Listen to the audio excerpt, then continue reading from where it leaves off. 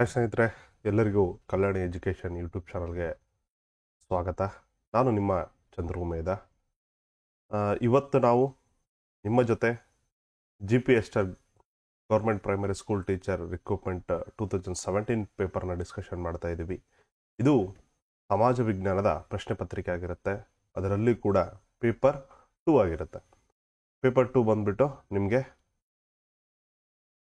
50 ಮಾರ್ಕ್ಸ್ಗಳು MCQ ಇರುತ್ತೆ. Multiple choice questions ಅಂತೇಳಿ ಕರಿತೀವಿ, ಅಥವಾ ಬಹು ಆಯ್ಕೆ ಪ್ರಶ್ನೆಗಳು ಅಂತೇಳಿ ಕರಿತೀವಿ. ನೆಕ್ಸ್ಟ್ 100 ಮಾರ್ಕ್ಸ್ ಏನಿದೆಯಪ್ಪ ಅಂದರೆ ನಿಮಗೆ ಥಿಯರಿಯನ್ನು ಬರಿಬೇಕು. ಓಕೆ, ಇದು ಪ್ರಶ್ನೆ ಪತ್ರಿಕೆಯ ಒಂದು ಪ್ಯಾಟರ್ನ್ ಆಗಿರುತ್ತೆ. ಈಗ ನಾವು ನಿಮಗೆ ಯಾವ ಪ್ರಶ್ನೆ ಪತ್ರಿಕೆಯನ್ನು ಬಿಡಿಸ್ತೀವಿ ಅಂತಂದರೆ 2017 ರಿಕ್ರೂಟ್ಮೆಂಟ್ನ 12ನೇ ತಾರೀಕು 11ನೇ ತಿಂಗಳು 2017 ಎಕ್ಸಾಮ್ ನಡೆದಿತ್ತು. ಅದು ಸಮಾಜ ವಿಜ್ಞಾನ. ಓಕೆ, ಈ ಒಂದು ಪ್ರಶ್ನೆ ಪತ್ರಿಕೆಯನ್ನು ನಾವು ಬಿಡಿಸ್ತಾ ಇದ್ವಿ. ಸೊ ಇಲ್ಲಿ ಪ್ರಶ್ನೆ ಪತ್ರಿಕೆ ಏನಂತಂದರೆ ನಾವು as it is question paper ಯಾವ ರೀತಿ ಇತ್ತು ಅದೇ ಪ್ಯಾಟರ್ನಲ್ಲಿ ಕೊಟ್ಟಿಲ್ಲ. ಇಲ್ಲಿ ನಾವೇನು ಮಾಡಿದ್ದೀವಪ್ಪ ಅಂತಂದರೆ ಕ್ವಶನ್ಸ್ ಎಲ್ಲ ಸಿಮಿಲರ್ ಆಗಿರ್ತವೆ, ಬಟ್ ಸ್ವಲ್ಪ ಡಿಫ್ರೆನ್ಷಿಯೇಟ್ ಮಾಡಿದ್ದೀವಿ. ಅದು ಯಾವ ರೀತಿ ಅಂದರೆ ಇತಿಹಾಸಕ್ಕೆ ಸಂಬಂಧಿಸಿದ ಪ್ರಶ್ನೆಗಳಾಗಿರ್ಬೋದು. ಓಕೆ, ಇತಿಹಾಸಕ್ಕೆ ಸಂಬಂಧಪಟ್ಟಂತೆ ಯಾವೆಲ್ಲ ಪ್ರಶ್ನೆಗಳನ್ನು ಕೇಳಿದ್ದಾನೆ. ಪ್ಲಸ್ ಏನಾಗುತ್ತಪ್ಪ ಅಂದರೆ ಇದು ನಾವು ಆರ್ಡರ್ ವೈಸಲ್ಲಿ ಕೂಡ ಕೂಡಿಸ್ತೀವಿ. ಇತಿಹಾಸದ ಮೂಲಾಧಾರಗಳಾಗಿರ್ಬೋದು. ನೆಕ್ಸ್ಟ್ ಬರೋದು ಯಾವುದು, ಇತಿಹಾಸ ಎಂದರೇನು, ಇತಿಹಾಸದ ಮೂಲಾಧಾರಗಳು, ಅಲ್ಲಿಂದ ಸ್ಟಾರ್ಟ್ ಆಗುತ್ತೆ ನಾವು ಆ್ಯಕ್ಚುಲಿ ಸ್ಟಡಿ ಮಾಡಬೇಕಾದ್ರೆ ಹಿಸ್ಟ್ರಿ. ಅದಾದಮೇಲೆ ಪ್ರಾಚೀನ ಇತಿಹಾಸದ ಒಂದು ಜೈನ ಧರ್ಮ ಆಗಿರ್ಬೋದು, ಬೌದ್ಧ ಧರ್ಮ ಆಗಿರ್ಬೋದು, ಹೊಸ ಧರ್ಮಗಳ ಒಂದು ಉದಯವನ್ನು ನಾವು ನೋಡ್ತೀವಿ. ಓಕೆ, ಅದಾದಮೇಲೆ ಅದಕ್ಕಿಂತ ಮೊದಲು ನಾವು ಸಿಂಧು ನಾಗರಿಕತೆಯನ್ನು ಕೂಡ ಕಾಣ್ತೀವಿ, ಮಹಾಜನಪದಗಳನ್ನು ಕಾಣ್ತೀವಿ. ಓಕೆ, ಹಾಗೂ ನೆಕ್ಸ್ಟ್ ಬೌದ್ಧ ಧರ್ಮ, ಜೈನ ಧರ್ಮ ಆಗಿರ್ಬೋದು. ನೆಕ್ಸ್ಟ್ ಏನಾಗುತ್ತಪ್ಪ ಅಂದರೆ ಈ ಚಂದ್ರಗುಪ್ತ ಮೌರ್ಯರ ಆಡಳಿತವನ್ನು ನಾವು ಕಂಟಿನ್ಯೂಷನ್ ಆಗಿ ನಾವು ನೋಡ್ತಾ ಬರ್ತೀವಿ. ಹಾಗೆ ಮೌರ್ಯರಾದ್ಮೇಲೆ ಮೌರ್ಯರ ನಂತರದ ಕಾಲ ಅಂತೇಳಿ ಕೂಡ ಅಧ್ಯಯನ ಮಾಡ್ತೀವಿ. ಕುಷಣರಾಗಿರ್ಬೋದು, ಶಕರಾಗಿರ್ಬೋದು, ಈ ರೀತಿಯಾಗಿ. ಸೊ ಅದೇ ರೀತಿಯಾಗಿ ಏನಪ್ಪ ಅಂದರೆ ಈ ಪ್ರಾಚೀನ ಭಾರತ ಹೊಸ ಧರ್ಮಗಳು, ಅದಕ್ಕಿಂತ ಮೊದಲಾಗಿ ನಾವು ವೇದಗಳಂತ ಕಾಣ್ತೀವಿ. ಓಕೆ, ಋಗ್ವೇದ, ಯಜುರ್ವೇದ, ಸಾಮವೇದ, ಅಥರ್ವವೇದ ಅಂತೇಳಿ 4 ವೇದಗಳು. ನೆಕ್ಸ್ಟ್ ಏನಾಗುತ್ತಪ್ಪ ಅಂದರೆ ಅಲ್ಲಿ ಉಪವೇದಗಳಾಗಿರ್ಬೋದು, ನೆಕ್ಸ್ಟ್ ವೇದಾಂಗಗಳಾಗಿರ್ಬೋದು, ಉಪನಿಷತ್ತುಗಳಾಗಿರ್ಬೋದು, ಬ್ರಾಹ್ಮಣಕಗಳಾಗಿರ್ಬೋದು ಮತ್ತು ಅರಣ್ಯಕಗಳು. ಈ ರೀತಿಯಾಗಿ ಏನಾಗುತ್ತಪ್ಪ ಅಂದರೆ ಈ ಎಲ್ಲವನ್ನು ನಾವು ಕಾಣ್ತಾ ಹೋಗ್ತೀವಿ. ಅದಾದಮೇಲೆ ನಾವು ರಾಜರ ಕಾಲ, ಗುಪ್ತರ ಕಾಲ ಆಗಿರ್ಬೋದು. ಓಕೆ, ನಾವು ನೆಕ್ಸ್ಟ್ ಕರ್ನಾಟಕದಲ್ಲಿ ನಾವು 14ನೇ ಶತಮಾನದ ವಿಜಯನಗರದ ಸ್ಥಾಪನೆಯನ್ನು ಕಾಣ್ತೀವಿ. ನೆಕ್ಸ್ಟ್ ಬಹುಮನಿ ಸುಲ್ತಾನರಾಗಿರ್ಬೋದು. ಈ ರೀತಿಯಾಗಿ ಏನಾಗುತ್ತಪ್ಪ ಅಂದರೆ ಒಂದೊಂದಾಗಿ ಲೈನ್ ಬೈ ಲೈನ್ ಅಧ್ಯಯನ ಮಾಡ್ತಾ ಹೋಗ್ತೀವಿ. ಓಕೆ, ಇನ್ನು ಆರ್ಡರ್ ವೈಸ್ ಯಾವುದೇ ರೀತಿಯಾಗಿ ನೀವು ಅಧ್ಯಯನ ಮಾಡಬೇಕಾದ್ರೆ, ಎಸ್ಪೆಷಲಿ ಅದು ಹಿಸ್ಟ್ರಿ ಅಂತ ಬಂದರೆ ನೀವು ಆರ್ಡರ್ ವೈಸೇ ಹೋಗಬೇಕು. ಓಕೆ, ಈಗ ಡೈರೆಕ್ಟಾಗಿ ನಾವು ಮೈಸೂರು ಒಡೆಯರಿಗೆ ಬಂದರೆ ಅಂತಂದರೆ ಅಲ್ಲಿ ಮೈಸೂರು ಒಡೆಯರಲ್ಲಿ ಮೆನ್ಷನ್ ಮಾಡಿರ್ತಾನೆ, ಇವರು ವಿಜಯನಗರ ಅರಸರ ಅಡಿಯಲ್ಲಿ ಆಳ್ವಿಕೆಯನ್ನು ಮಾಡ್ತಾ ಇದ್ರು. ಪ್ಲಸ್ ಏನಾಗುತ್ತಪ್ಪ ಅಂದರೆ ಇಲ್ಲಿರುವಂತಹ ಚಿತ್ರಕಲೆ ಆಗಿರ್ಬೋದು ಅಥವಾ ಒಂದು ಆರ್ಕಿಟೆಕ್ಚರ್ ಆಗಿರ್ಬೋದು, ಇದೆಲ್ಲವೂ ವಿಜಯನಗರ ಸಾಮ್ರಾಜ್ಯದಿಂದ ಇನ್ಫ್ಲುಯೆನ್ಸ್ ಆಗಿದೆ ಅಂತಂದಾಗ ಇಲ್ಲಿ ನೀವು ವಿಜಯನಗರ ಸಾಮ್ರಾಜ್ಯ ಬಗ್ಗೆನೇ ಅಧ್ಯಯನ ಮಾಡಿಲ್ಲ ಅಂತಂದರೆ ಅಲ್ಲಿ ನಿಮಗೆ ಕನೆಕ್ಟ್ ಆಗಲ್ಲ. ಸೊ ಅದಕ್ಕೋಸ್ಕರ ಇತಿಹಾಸ ಬಂದ್ಬಿಟ್ಟು ನೀವು ಒಂದು ಒಂದು ಘಟ್ಟ ಇರುತ್ತಲ್ಲ, ಅಲ್ಲಿಂದ ನಾವು ಅಧ್ಯಯನ ಮಾಡ್ತಾ ಬರಬೇಕು. ಅಂದಾಗ ಏನಾಗುತ್ತೆ ನಿಮಗೆ ಇಲ್ಲಿ ಸ್ವಲ್ಪ ಲಿಂಕ್ ಸಿಗುತ್ತೆ. ಓಕೆ, ಇವರಾದ್ಮೇಲೆ ಇವರು ಬಂದರು, ಇವ್ರು ಆಳ್ವಿಕೆ ಮಾಡಿದ್ರು ಅಂತ. ಎಕ್ಸಾಮಿನೇಷನ್ಸಲ್ಲಿ ಏನಾಗುತ್ತೆ, ಪ್ರಶ್ನೆಗಳನ್ನ ಕೇಳಿದಾಗ ಏನಾಗುತ್ತೆ ನಿಮಗೆ ಈಸಿಯಾಗಿ ಎಲಿಮಿನೇಷನ್ ಮಾಡ್ಬೋದು. ಈವನ್ ಆನ್ಸರ್ ಗೊತ್ತಿಲ್ಲ ಅಂದರೂ ಕೂಡ ಅಟ್ಲೀಸ್ಟ್ ಕೆಲವೊಂದು ಕಾನ್ಸೆಪ್ಟ್ ನಿಮಗೆ ತಲೆಯಲ್ಲಿ ಇದ್ದೇ ಇರುತ್ತೆ. ಓದಿರೋದು ಯಾವುದನ್ನು ಕೂಡ ಮರೆಯಲ್ಲ ಮನುಷ್ಯ. ಓಕೆ, ಹಾಗಾಗಿ ಸ್ವಲ್ಪ ಒಂದು ಕಾಲಗಣನೆ ಹಿಂಗೆ ಹೋಗ್ತಾ ಇರ್ತದಲ್ಲ, ಈ ಒಂದು ಫಸ್ಟ್ 10ನೇ ಶತಮಾನದ ಬಗ್ಗೆ ಸ್ಟಡಿ ಮಾಡಿದ್ರೆ ನೆಕ್ಸ್ಟ್ 11, 12, 13 ಈ ಥರ ಸ್ಟಡಿ ಮಾಡ್ತಾ ಬರ್ರಿ. ಓಕೆ, ಡೈರೆಕ್ಟಾಗಿ ನೀವು ಗಾಂಧಿಯನ್ನು ಸ್ಟಡಿ ಮಾಡಿ ನೆಕ್ಸ್ಟ್ ಅದಾದಮೇಲೆ ನೀವೇನಾಗುತ್ತಪ್ಪ ಅಂದರೆ ಈ ಒಂದು ಮಂದಗಾಮಿಗಳು ತೀವ್ರಗಾಮಿ ಬಗ್ಗೆ ಹೋಗ್ತೀನಿ ಅಂದ್ರೆ ನಡೆಯಲ್ಲ. ಮೊದಲು ಮಂದಗಾಮಿಗಳು, ನೆಕ್ಸ್ಟ್ ತೀವ್ರಗಾಮಿಗಳು, ನೆಕ್ಸ್ಟ್ ಏನಾಗುತ್ತಪ್ಪ ಅಂದರೆ ಗಾಂಧಿ ಯುಗವನ್ನು ನಾವು ಅಧ್ಯಯನ ಮಾಡಿದಾಗ ಇಲ್ಲಿ ನಾವು ಭಾರತದ ಸ್ವತಂತ್ರ ಹೋರಾಟದ ಬಗ್ಗೆ ತಿಳ್ಕೊಬೋದು. ಸೊ ಅದಕ್ಕೋಸ್ಕರ ನೀವು ಸ್ವಲ್ಪ ಆರ್ಡರ್ ವೈಸನ್ನು ಮೇಂಟೈನ್ ಮಾಡಿರಿ. Not only in the study, ನೀವು ಯಾವುದೇ ಒಂದು ನಿಮ್ಮ ಲೈಫಲ್ಲಿ ಆಗಿರ್ಬೋದು ಏನಾಗುತ್ತಪ್ಪ ಒಂದು ಆರ್ಡರ್, ಸಿಸ್ಟಮೆಟಿಕ್ ಆರ್ಡರ್ನ ನೀವು ಫಾಲೋ ಮಾಡಬೇಕು. ಸೊ ನಾವು ಇಲ್ಲಿ ನೀವು ನೋಡ್ರಿ ಜಸ್ಟ್ ಏನು ಮಾಡಿದೀವಪ್ಪ ಅಂದರೆ ಇದನ್ನೆಲ್ಲ ನಾವು ನೆಕ್ಸ್ಟ್ PDF ಮುಖಾಂತರ ನಿಮ್ಮ ಒಂದು ಪರೀಕ್ಷೆ ಬಂದಾಗ ನಿಮಗೆ ಸೆಂಡ್ ಮಾಡ್ತೀವಿ ಅಂತ ಈಗ ಜಸ್ಟ್ ಗ್ಲಾನ್ಸ್ ಮಾಡ್ರಿ ಅಷ್ಟೇ. ಈ ಪ್ರಶ್ನೆ ಪತ್ರಿಕೆ ಏನು ಮಾಡಿದ್ರು, ಇತಿಹಾಸಕ್ಕೆ ಸಂಬಂಧಪಟ್ಟಂತಹ ಒಂದು ಪ್ರಶ್ನೆಗಳು. ಓಕೆ, 14 ಕ್ವಶನ್ ನಾವು ಇತಿಹಾಸಕ್ಕೆ ಸಂಬಂಧ ಪ್ರಶ್ನೆಗಳನ್ನು ಕೇಳಿದ್ದಾನೆ. ನೆಕ್ಸ್ಟ್ ಏನಾಗುತ್ತಪ್ಪ ಅಂದರೆ 15ನೇ ಕ್ವಶನ್ಲಿಂದ ಇಲ್ಲಿ ಭೂಗೋಳ ವಿಜ್ಞಾನದ ಒಂದು ಪ್ರಶ್ನೆಗಳನ್ನು ಕೇಳಿದ್ದಾನೆ. ಓಕೆ, ಯಾಕೆ ಈ ಥರ ಸಪ್ರೇಟ್ ಮಾಡಿದ್ದೀವಿ ಸರ್, ಇದರಿಂದ ನಮ್ಗೆ ಏನು ಯೂಸ್ ಆಗುತ್ತೆ ಅಂತ ನಿಮ್ಗೆ ಪ್ರಶ್ನೆ ಮೂಡ್ಬೋದು. ಅದನ್ನು ಕೂಡ ನಾವು ಎಕ್ಸ್ಪ್ಲೈನ್ ಮಾಡ್ತೀವಿ ಅಂತ. ನೆಕ್ಸ್ಟ್ ನೋಡ್ರಿ 15ನೇ ಕ್ವಶನ್ಲಿಂದ ನೆಕ್ಸ್ಟ್ 31ನೇ ಕ್ವಶನ್ವರೆಗೂ ಅಂದರೆ ಹತ್ರ ಇಲ್ಲಿ 17 ಕ್ವಶನ್ಸ್ ಏನಿದೆಯಪ್ಪ ಅಂದರೆ ಭೂಗೋಳಶಾಸ್ತ್ರಕ್ಕೆ ಸಂಬಂಧಪಟ್ಟಂತಹ ಪ್ರಶ್ನೆಗಳು ಇದಾವೆ. ಓಕೆ, 14 ಇತಿಹಾಸ, 17 ಭೂಗೋಳಶಾಸ್ತ್ರಕ್ಕೆ ಸಂಬಂಧಪಟ್ಟಂತಹ ಪ್ರಶ್ನೆಗಳು ಇದಾವೆ. ನೆಕ್ಸ್ಟ್ ಬರದೆ ಸಂವಿಧಾನದ ಆಡಳಿತ. ಇಲ್ಲಿ ನೋಡ್ರಿ ಎಷ್ಟಿದಾವೆ, 32ರಿಂದ 38 ಕ್ವಶನ್ಸ್. ಟೋಟಲ್ ಆಗಿ 7 ಕ್ವಶನ್ಸ್ ಏನಿದಾವಪ್ಪ ಅಂತಂದ್ರೆ ಇಲ್ಲಿ ಸಂವಿಧಾನ ಅಥವಾ ಆಡಳಿತ, ಕಾನ್ಸ್ಟಿಟ್ಯೂಷನ್ ಆರ್ ಅಡ್ಮಿನಿಸ್ಟ್ರೇಷನ್ಸ್ ಮೇಲೆ ಪ್ರಶ್ನೆಯನ್ನ ಕೇಳಿದ್ದಾನೆ. ಸೊ ನೆಕ್ಸ್ಟ್ ಅರ್ಥಶಾಸ್ತ್ರ ಬರೋದು. ಅರ್ಥಶಾಸ್ತ್ರ ಎಷ್ಟು ಕೇಳಿದಾನೆ, ಕೇವಲ ಇಲ್ಲಿ 39ರಿಂದ 47. ಓಕೆ, ಇಲ್ಲಿ ಕೇವಲ ಅರ್ಥಶಾಸ್ತ್ರ ಅಷ್ಟೇ ಅಲ್ಲ, ಈವನ್ ವ್ಯವಹಾರಾಧ್ಯಯವನ್ನು ಕೂಡ ಈ ಒಂದು ಭಾಗದಲ್ಲಿನೇ ಸೇರಿಸಿದ್ದೀವಿ. ಸೊ ಹಾಗಾಗಿ 39ರಿಂದ 47 ಹತ್ರ ಇಲ್ಲಿ 8 ಕ್ವಶನ್ಸ್, 9 ಕ್ವಶನ್ಸ್ ಅನ್ನ ನಾವಿಲ್ಲಿ ಅರ್ಥಶಾಸ್ತ್ರದಲ್ಲಿ ಅಥವಾ ವ್ಯವಹಾರ ಅಧ್ಯಯನದಲ್ಲಿ ನಾವು ಕಾಣ್ತೀವಿ. ನೆಕ್ಸ್ಟ್ ಅಂತಾರಾಷ್ಟ್ರೀಯಕ್ಕೆ ಸಂಬಂಧಪಟ್ಟಂತೆ ರೀಸೆಂಟ್ ಆಗಿ ನಡೆದಿರುವಂತಹ ಕೆಲವು ಘಟನೆಗಳ ಆಧಾರದ ಮೇಲೆ ಇಲ್ಲಿ ಪ್ರಶ್ನೆಗಳನ್ನ ಕೇಳಿರ್ತಾನೆ. ಓಕೆ, ಆ ತರ ನೋಡ್ರಿ, ಪೂರ್ವ ಪಾಕಿಸ್ತಾನ ಬಾಂಗ್ಲಾದೇಶ ಎಂಬ ಹೆಸರಲ್ಲಿ ಸ್ವತಂತ್ರ ರಾಷ್ಟ್ರವಾಗಿ ಉದಯಿಸಿದ ಇಸವಿ ಕೇಳಿದಾನೆ. 1971ರಲ್ಲಿ ಇಂಡಿಯಾದಲ್ಲಿ ಏನಾಗುತ್ತಪ್ಪ ಅಂದ್ರೆ ಯಾರಿರ್ತಾರೆ, ಇಂದಿರಾ ಗಾಂಧಿ ಅವರು ಪ್ರಧಾನಮಂತ್ರಿ ಆಗಿರ್ತಾರೆ. ಅವರ ಒಂದು ಕಾಲಾವಧಿಯಲ್ಲಿ 1971ರಲ್ಲಿ ಈ ಬಾಂಗ್ಲಾದೇಶ ರಚನೆ ಆಗುತ್ತೆ. ಅದಕ್ಕೂ ಮೊದಲು ಏನಿರುತ್ತೆ ಇಲ್ಲಿ, ನೆಕ್ಸ್ಟ್ ನಾವು ಇನ್ ಡೀಟೇಲ್ ಆಗಿ ಎಕ್ಸ್ಪ್ಲೇನ್ ಮಾಡ್ತೀನಿ, ಜಸ್ಟ್ ಹೇಳ್ತಾ ಇದ್ದೀನಿ. ಇಲ್ಲಿ ವೆಸ್ಟ್ ಪಾಕಿಸ್ತಾನ್ ಮತ್ತು ಇಲ್ಲಿ ಈಸ್ಟ್ ಪಾಕಿಸ್ತಾನ್ ಅಂತ ಹೇಳಿರುತ್ತೆ. ಓಕೆ, 1947ರಲ್ಲಿ ಇಂಡಿಯಾ ಸ್ವತಂತ್ರ ಏನು ಸಿಗುತ್ತಲ್ಲ, ಹಾಗೂ ಪಾಕಿಸ್ತಾನಕ್ಕೆ ಏನು ಸ್ವತಂತ್ರ ಸಿಗುತ್ತಲ್ಲ, ಆದ್ಮೇಲೆ ಇದು ಈಸ್ಟ್ ಪಾಕಿಸ್ತಾನ್ ಮತ್ತು ಇದು ವೆಸ್ಟ್ ಪಾಕಿಸ್ತಾನ್ ಅಂತ ಆಗಿರುತ್ತೆ. ಇಲ್ಲಿಯ ಶೇಖ್ ಮುಜಿಬುರ್ ರೆಹಮಾನ್ ಅವರು ವಿನ್ ಆಗಿರ್ತಾರೆ. ಅದು ಪೊಲಿಟಿಕಲ್, ಅದು ನೆಕ್ಸ್ಟ್ ಈ ಕ್ವಶನ್ಸ್ ಬಂದಾಗ ಹೇಳ್ತೀನಿ ಅಂತ. ಓಕೆ, ಅವಾಗ ಏನಾಗುತ್ತಪ್ಪ ಅಂದ್ರೆ ಭಾರತ ಒಂದು ಸಹಾಯವನ್ನು ಪಡ್ಕೊಂಡ್ಬಿಟ್ಟು 1971ರಲ್ಲಿ ಶೇಖ್ ಮುಜಿಬುರ್ ರೆಹಮಾನ್ ಅವರವರು ಈ ಬಾಂಗ್ಲಾದೇಶ ವಿಮೋಚನೆಯನ್ನ ಮಾಡ್ತಾರೆ. ಓಕೆ, ಹಾಗಾಗಿ ಇಲ್ಲಿ ಪ್ರಶ್ನೆಯನ್ನು ಕೇಳಿದಾನೆ, ಪೂರ್ವ Pakistan is nothing but Bangladesh ಎಂಬ ಹೆಸರಿನಲ್ಲಿ ಸ್ವತಂತ್ರ ರಾಷ್ಟ್ರವಾಗಿ ಉದಯಿಸಿದ ಇಸ್ವಿ ಯಾವ್ದಪ್ಪ ಅಂದ್ರೆ 1971. ಕೇವಲ ಇಲ್ಲಿ ನಾವು ಪ್ರಶ್ನೆಗಳನ್ನು ಮಾತ್ರ ಕೊಟ್ಟಿಲ್ಲ, ಟೋಟಲ್ 50 ಕ್ವಶನ್ಸ್ ಇರ್ತವೆ. ಓಕೆ, 50 ಕ್ವಶನ್ಸ್ಗೂ ನಾವು ಎಕ್ಸ್ಪ್ಲನೇಷನ್ಸ್ ಅನ್ನ ಕೊಟ್ಟಿದ್ದೀವಿ. ಅದನ್ನು ಯಾವ ರೀತಿ ಅನ್ನೋದನ್ನ ಈಗ ನಾವು ಇತಿಹಾಸದ ಒಂದು ಪ್ರಶ್ನೆಗಳ ಮೂಲಕ ನೋಡ್ತಾ ಹೋಗೋಣ ಅಂತ.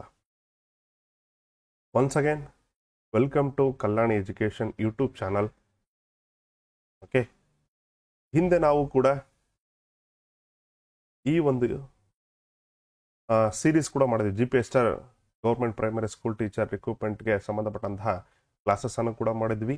ಆಲ್ಮೋಸ್ಟ್ ನಮಗೆ ಕರೆ ಬಂದಿರೋ ಪ್ರಕಾರ ಹತ್ರ 45 ಜನ ಅಥವಾ 45 ವಿದ್ಯಾರ್ಥಿಗಳು ಏನಾಗುತ್ತಪ್ಪ ಅಂದ್ರೆ ಈ GPT ಟೀಚರ್ ಆಗಿ ನೇಮಕಗೊಂಡಿದ್ದಾರೆ. ಇದು ನಮ್ಮದೊಬ್ಬರದೇ ಅಲ್ಲ, ಸಿದ್ದೇಶ್ ಜಿದ್ಗಿ ಸರ್ ಆಗಿರ್ಬೋದು, ಷಣ್ಮುಖ ಹೂಗಾರ್ ಸರ್ ಆಗಿರ್ಬೋದು, ಮತ್ತೇನಾಗುತ್ತಪ್ಪ ಅಂದ್ರೆ ಇನ್ನೂ ಕೆಲವರು ಅಯ್ಯಪ್ಪಣ್ಣ ಅಂತ ಆಗಿರ್ಬೋದು, ಇವರೆಲ್ಲರೂ ಸೇರ್ಬಿಟ್ಟು ಈ ಒಂದು ಯೂಟ್ಯೂಬ್ ಚಾನಲ್ಗೆ ಕೊಡುಗೆಯನ್ನು ಕೊಟ್ಟಿರ್ತಾರೆ. ಹಾಗೂ ನೋಟ್ಸ್ ತಯಾರಿ ಮಾಡೋಕ್ಕಾಗಿರ್ಬೋದು, ಡಿಸ್ಟ್ರಿಬ್ಯೂಷನ್ ಆಗಿರ್ಬೋದು, ಇದೆಲ್ಲವನ್ನ ನಾವು ಹೋದ್ಸಲ ಉಚಿತವಾಗಿ ಕೊಟ್ಟಿದ್ದೀವಿ. ಓಕೆ, ನೆಕ್ಸ್ಟ್ ಅದೇ ರೀತಿಯಾಗಿ ಈಗ ಕೂಡ ಏನಾಗುತ್ತೆ, 2025ರಲ್ಲಿ ಒಳ ಮೀಸಲಾತಿ ಆದ ನಂತರ ಕಾಲ್ಫಾರ್ಮ್ ಆಗುತ್ತೆ GPT ಟೀಚರ್ ಅಂತೇಳಿ ಸುದ್ದಿ ಇದೆ. ಸುದ್ದಿ ಅಲ್ಲ, ಅದು 100% ಕಾಲ್ಫಾರ್ಮ್ ಆಗೇ ಆಗುತ್ತೆ. ಬಟ್ ಏನಾಗುತ್ತೆ ಅಂದ್ರೆ ತುಂಬಾ ವಿದ್ಯಾರ್ಥಿಗಳು ಫೋನ್ ಮಾಡಿಬಿಟ್ಟು, ಸರ್ ಯಾವಾಗ ಪರೀಕ್ಷೆಯನ್ನು ಕರೀತಾನೆ, ಓಕೆ ನಾವು ಯಾವ ರೀತಿ ತಯಾರಿ ಮಾಡಬೇಕು, ಯಾವ ರೀತಿ ಓದಬೇಕು ಅಂತ ಕೇಳ್ತಾ ಇದ್ರು.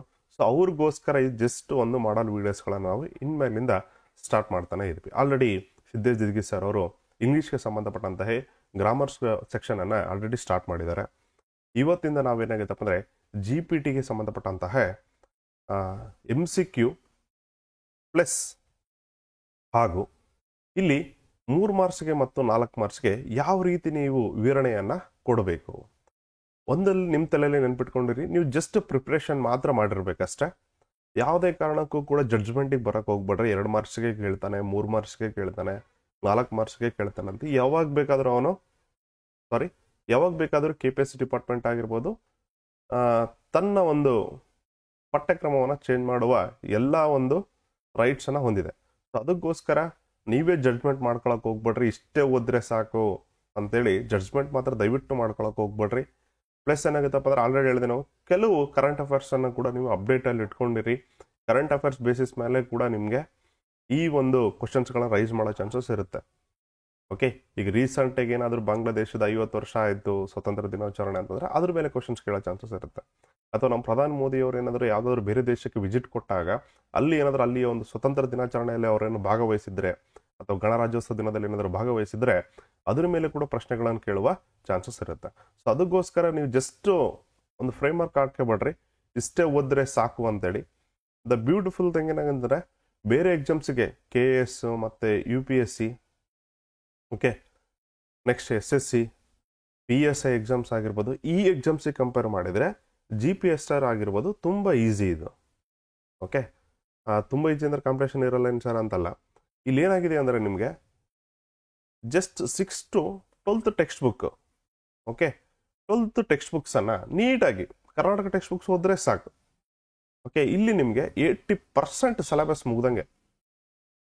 ಎಲ್ಲ ಪ್ರಶ್ನೆಗಳನ್ನು ಅನಲೈಸಿಸ್ ಮಾಡ್ರೆ ಯಾವುದು ಕೂಡ ಔಟ್ ಆಫ್ ದ ಬಾಕ್ಸ್ ಹೋಗಿಲ್ಲ. ಎಲ್ಲೋ 1-2 ಕ್ವಶನ್ಸ್ ಮಾತ್ರ, ಅದು ಅಷ್ಟು ನಿಮಗೆ ಏನಾಗುತ್ತಪ್ಪ ಎಫೆಕ್ಟ್ ಆಗಲ್ಲ. ಓಕೆ, ಹಾಗಾಗಿ ನೀವು ಕರೆಕ್ಟ್ ಜಡ್ಜ್ಮೆಂಟ್ ಮಾಡ್ಬೋದು. ಸೊ ಈ ಜಡ್ಜ್ಮೆಂಟ್ ಮಾಡ್ಬೇಕಂದ್ರೆ ಏನು ಮಾಡಬೇಕು, ಫಸ್ಟ್ ನಾನು ಜಸ್ಟ್ ಪ್ರೀವಿಯಸ್ ಹೇಳ್ಕೊಟ್ನಲ್ಲ ಆ ಥರ ಒಂದು ಪ್ರಶ್ನೆ ಪತ್ರೆಯನ್ನು ಇಟ್ಕೊಂಡ್ಬಿಟ್ಟು ಯಾವ್ಯಾವ ಸೆಕ್ಷನಲ್ಲಿ ಹಿಸ್ಟ್ರಿಯಲ್ಲಿ ಎಷ್ಟು ಬಂದಿದೆ, ಜಾಗ್ರಫಿಯಲ್ಲಿ ಎಷ್ಟು ಬಂದಿದೆ, ಎಕನಾಮಿಕ್ಸಲ್ಲಿ ಎಷ್ಟು ಬಂದಿದೆ, ಸಂವಿಧಾನದಲ್ಲಿ ಎಷ್ಟು ಬಂದಿದೆ, ಮತ್ತು ಯಾವ ಚಾಪ್ಟರ್ ಮೇಲೆ ರಿಪೀಟೆಡ್ ಕ್ವಶನ್ಸ್ ಮಾಡ್ತಾ ಇದ್ದಾನೆ. ಓಕೆ, ಈ ಥರ ನೀವು ಅನಲೈಸಿಸ್ ಮಾಡಿದಾಗ ಇಲ್ಲಿ ನಿಮ್ಮ ಒಂದು ಪ್ರಿಪ್ರೇಷನ್ನ 50%, ಓಕೆ, 50% ವರ್ಕ್ ಮುಗ್ದಂಗೆ ನಿಮ್ದು. ಏನು ಓದಬೇಕು, ಎಷ್ಟು ಓದಬೇಕು ಅಂತ ತಿಳ್ಕೊಂಡ್ರೆ ಮತ್ತೆ ಏನನ್ನೋ ಓದಬಾರ್ದು, ಮತ್ತೆ ಯಾವುದಕ್ಕೆ ಹೆಚ್ಚು ಗಮನ ಕೊಡಬೇಕು, ಯಾವುದಕ್ಕೆ ಕಡಿಮೆ ಗಮನವನ್ನು ಕೊಡಬೇಕು. ಪ್ಲಸ್ ಏನಾಗುತ್ತಪ್ಪ, ರೀಸೆಂಟ್ ಆಗಲಿರುವಂತಹ ಟ್ರೆಂಡ್ ಏನು ನಡೀತಾ ಇದೆ, ಓಕೆ, ರಿಕ್ರೂಟ್ಮೆಂಟ್ ಏನೆಲ್ಲ ಮಾಡ್ತಿದ್ದಾರೆ ಅಂತ ಇಷ್ಟು ಸ್ಟಡಿ ಮಾಡಿದ್ರೆ ಇಲ್ಲಿ ನಿಮಗೆ 50% ಸಿಲೆಬಸ್ ಮುಗ್ದಂಗೆ. ಇನ್ನೂ 50% ಏನಿರುತ್ತೆ ವರ್ಕ್ ಓದ್ಕೋಬೇಕಷ್ಟೆ. ಏನು ಅನಲೈಸ್ ಮಾಡಿರ್ತಾರಲ್ಲ ಅದನ್ನು ನೀವು ರಿವಿಷನ್ ಮಾಡಿದ್ರೆ ಮುಗೀತು. ಹಾಗಾದ್ರೆ ಕಮ್ ಟು ದ ಪಾಯಿಂಟ್. ಇವತ್ತು ನಾವಿಲ್ಲಿ ಪೇಪರ್ 2, ಓಕೆ, ಪೇಪರ್ 2 ಅದು ಎಸ್ಪೆಷಲಿ ನಾವು ಇತಿಹಾಸಕ್ಕೆ ಸಂಬಂಧಿಸಿದ ಪ್ರಶ್ನೆಗಳ ವಿವರಣೆಯನ್ನು ನೋಡ್ತೀವಿ. ಟೋಟಲ್ ಆಗಿ 14 ಪ್ರಶ್ನೆಗಳು ಇದ್ದಾವೆ. ಲೇಟ್ ಆದರೂ ಪರವಾಗಿಲ್ಲ, ಸ್ವಲ್ಪ ಇನ್ ಡೀಟೇಲ್ಡ್ ಆಗಿ ಹೋಗ್ಬಿಡೋಣ ಅಂತ. ಇನ್ನೂ ಸಮಯ ಇದೆ, ಇನ್ನೂ ಕಾಲ್ ಫಾರ್ಮ್ ಆಗಿಲ್ಲ. ಸೊ ಕಾಲ್ ಫಾರ್ಮ್ ಆದಮೇಲೆ ಓದಬೇಕು ಅನ್ನೋ ಒಂದು ಥಾಟ್ ಏನಿರುತ್ತಲ್ಲ ಅದನ್ನು ತೆಗೆದುಬಿಡಿ. ಓಕೆ, ಪ್ಲಸ್ ತಯಾರಿ ಅನ್ನೋದು ನೀವು ಮೊದಲೇ ಆಗಿರಬೇಕು. ಗಡ್ಡಕ್ಕೆ ಬೆಂಕಿ ಹಚ್ಚಿದಾಗ ಬಾವಿ ತೋಡೋದಲ್ಲ.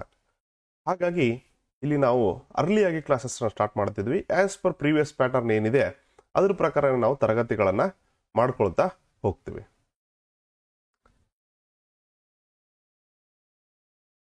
ಇದು ನನ್ನ ಒಂದು ಪುಸ್ತಕ, ಓಕೆ, ಇತಿಹಾಸಕ್ಕೆ ಸಂಬಂಧಪಟ್ಟಂತೆ ಕಂಪ್ಲೀಟ್ ಆಗಿ 6 to 12th Karnataka text books ಆಗಿರ್ಬೋದು, ಮತ್ತು NCERT ಪ್ಲಸ್ ಏನಾಗುತ್ತಪ್ಪ ಅಂದರೆ ತಮಿಳುನಾಡು NCERT ಟೆಕ್ಸ್ಟ್ ಬುಕ್ಸನ್ನು plus Indira Gandhi national open ಯೂನಿವರ್ಸಿಟಿನ ಸ್ವಲ್ಪ ಟೆಕ್ಸ್ಟ್ ಬುಕ್ಸನ್ನು ರೆಫರ್ ಮಾಡಿಬಿಟ್ಟು ಏನಂದರೆ ಈ ಪ್ರಾಚೀನ, ಮಧ್ಯಕಾಲೀನ, ಆಧುನಿಕ ಮತ್ತು ಕರ್ನಾಟಕ ಇತಿಹಾಸಕ್ಕೆ ಸಂಬಂಧಪಟ್ಟಂತಹ ಸಮಗ್ರ ಭಾರತದ ಇತಿಹಾಸವನ್ನು ನಾವು ರಚನೆ ಮಾಡಿದ್ದೀವಿ. ನಿಮ್ಮ ಒಂದು GPSR ಆಗಿರ್ಬೋದು, ನೆಕ್ಸ್ಟ್ HSTR ಕಾಲ್ ಫಾರ್ಮ್ ಆಗಿರ್ಬೋದು, ಅಥವಾ ಇತರ ಯಾವುದಾದ್ರೂ ಎಕ್ಸಾಮಿನೇಷನ್ಸ್ಗೆ ಪ್ರಿಪೇರ್ ಆಗ್ತಿದ್ರೆ ಇದು ಯೂಸ್ ಆಗುತ್ತೆ. ಓಕೆ, ಇದರಲ್ಲಿ ಏನೆಲ್ಲ ಕಂಟೆಂಟ್ ಇದೆ ಅನ್ನೋದು ಕಮ್ಮಿಂಗ್ ವಿಡಿಯೋಸಲ್ಲಿ ನಿಮಗೆ ಒಂದೊಂದಾಗಿ ಗೊತ್ತಾಗ್ತಾ ಹೋಗ್ತದೆ. ನಿಮ್ಗೇನಾದರೂ ಯೂಸ್ಫುಲ್ ಅನಿಸಿದರೆ ಈ ಕೆಳಗಡೆ ಮೆನ್ಷನ್ ಮಾಡಿದ್ದೀನಲ್ಲ 9591357760 ನಂಬರ್ಗೆ ಕರೆ ಮಾಡಿದ್ರೆ ನಾವು ನಿಮಗೆ ಪಾರ್ಸಲ್ ಕಳಿಸ್ಕೊಡ್ತೀವಿ. ಅಥವಾ ಧಾರವಾಡದಲ್ಲಿದ್ದೀರಿ ಅಂತಂದರೆ ಸಿದ್ಧಾರ್ಥ ಬುಕ್ ಸ್ಟಾಲ್ ಅಂತ ಹೇಳಿದೆ, ಸಿದ್ಧಾರ್ಥ ಒಂದು ಪುಸ್ತಕಾಲಯದಲ್ಲಿ ನಮ್ಮ ಪುಸ್ತಕ ದೊರೀತಿದೆ ನೋಡ್ರಿ. Okay, come to the point. ಹಾಗಾದರೆ ಪ್ರಶ್ನೆ ನೋಡ್ರಿ ಯಾವ ರೀತಿ ಇದೆ. ಇತಿಹಾಸದ ಮೂಲಾಧಾರಗಳು ಇವುಗಳಿಗೆ ಸಂಬಂಧಿಸ್ತವೆ. ದ ಬೇಸಿಕ್ ಕ್ವಶನ್ ಅನ್ನು ಕೇಳಿದಾನೆ. ಓಕೆ, ಇತಿಹಾಸದ ಮೂಲಾಧಾರಗಳು ಇವುಗಳಿಗೆ ಸಂಬಂಧಿಸಿದೆ. ಇತಿಹಾಸದ ಮೂಲಾಧಾರಗಳಂತಂದ್ರೆ ಏನು? ಫಾರ್ ಎಕ್ಸಾಂಪಲ್ ಒಂದು ಹಿಸ್ಟ್ರಿಯನ್ನು ಸ್ಟಡಿ ಮಾಡಬೇಕಾದ್ರೆ ಏನೆಲ್ಲ ಆಧಾರವಾಗಿ ಇಟ್ಕೊಳ್ತೀವಪ್ಪ ಅಂತ ನೋಡ್ತೀವಿ. ಓಕೆ, ಜನರಲ್ ಆಗಿ ನೋಡೋಣ ಅಂತ.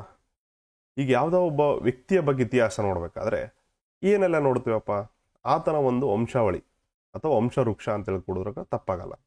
ಓಕೆ, ಆತನ ತಂದೆ ಯಾರು, ಓಕೆ, ಆತನ ಅಜ್ಜ ಯಾರು, ಆತ ಯಾವ ವಂಶಸ್ಥ, ಎಲ್ಲಿಂದ ಬಂದ, ಆತನ ಸ್ಥಳ ಏನು, ಈ ರೀತಿ ವ್ಯಕ್ತಿಗತವಾಗಿ ನಾವು ವಂಶಾವಳಿಯನ್ನು ಸ್ಟಡಿ ಮಾಡ್ತೀವಿ. ಸೊ ಅಥವಾ ಆತನಿಗೆ ಸಂಬಂಧಪಟ್ಟಂತಹ ಸಾಹಿತ್ಯಗಳನ್ನು ಸ್ಟಡಿ ಮಾಡ್ತೀವಿ ಅಥವಾ ಕೃತಿಗಳನ್ನು ಸ್ಟಡಿ ಮಾಡ್ತೀವಿ. ಓಕೆ, ನೆಕ್ಸ್ಟ್ ಏನಾಗುತ್ತಪ್ಪ ಅಂತಂದರೆ ಇಲ್ಲಿ ಇನ್ನೊಂದೇನು, ಆತನ ಏನಾದರೂ ಅವಶೇಷ ಸಿಕ್ಕಿದ್ರೆ ಆತನ ಅವಶೇಷಗಳ ಬಗ್ಗೆ ಕೂಡ ನಾವು ಸ್ಟಡಿ ಮಾಡ್ತೀವಿ. ಆತ ಹೊರಡಿಸಿದಂತಹ ನಾಣ್ಯಗಳಾಗಿರ್ಬೋದು, ಒಂದು ವೇಳೆ ಸಾಮ್ರಾಜ್ಯವನ್ನು ಆಳಿದ್ದ ರಾಜ ಅಂದರೆ ಆತ ಹೊರಡಿಸಿದಂತಹ ನಾಣ್ಯ ಆಗಿರ್ಬೋದು, ಮತ್ತು ಕಾಂಟೆಂಪ್ರರಿ ಆತನಿಗೆ ಸಮಾನ ಒಂದು ಕಾಲಮಾನದಲ್ಲಿ ಇರುವಂತಹ ರಾಜನ ಶಾಸನಗಳಾಗಿರ್ಬೋದು, ಆತನ ಒಂದು ಪುಸ್ತಕದಲ್ಲಿ ಉಲ್ಲೇಖಿಸಿದಂತಹ ಮಾಹಿತಿಯನ್ನು ಆಧಾರವಾಗಿಟ್ಟುಕೊಂಡು ನಾವಿಲ್ಲಿ ಆ ಒಂದು ಇತಿಹಾಸವನ್ನ ನೋಡ್ತಾ ಹೋಗ್ತೀವಿ. ಸೇಮ್ ನೋಡ್ರಿ, ಇಲ್ಲಿ ಆಪ್ಷನ್ಸ್ ಅನ್ನ ನೋಡ್ತಾ ಹೋಗೋಣ. ಇತಿಹಾಸದ ಮೂಲಾಧಾರಗಳು ಇವುಗಳಿಗೆ ಸಂಬಂಧಿಸಿದೆ. ವಂಶಾವಳಿಯನ್ನು ಉಲ್ಲೇಖಿಸುವ ಶಾಸನಗಳು, yes. Okay, for example Halmidi ಶಾಸನ ಏನ್ ಮಾಡುತ್ತೆ, ಕದಂಬರ ಬಗ್ಗೆ ಅಥವಾ ಕದಂಬರ ವಂಶಸ್ಥರ ಬಗ್ಗೆ ಉಲ್ಲೇಖವನ್ನ ನೀಡುತ್ತೆ.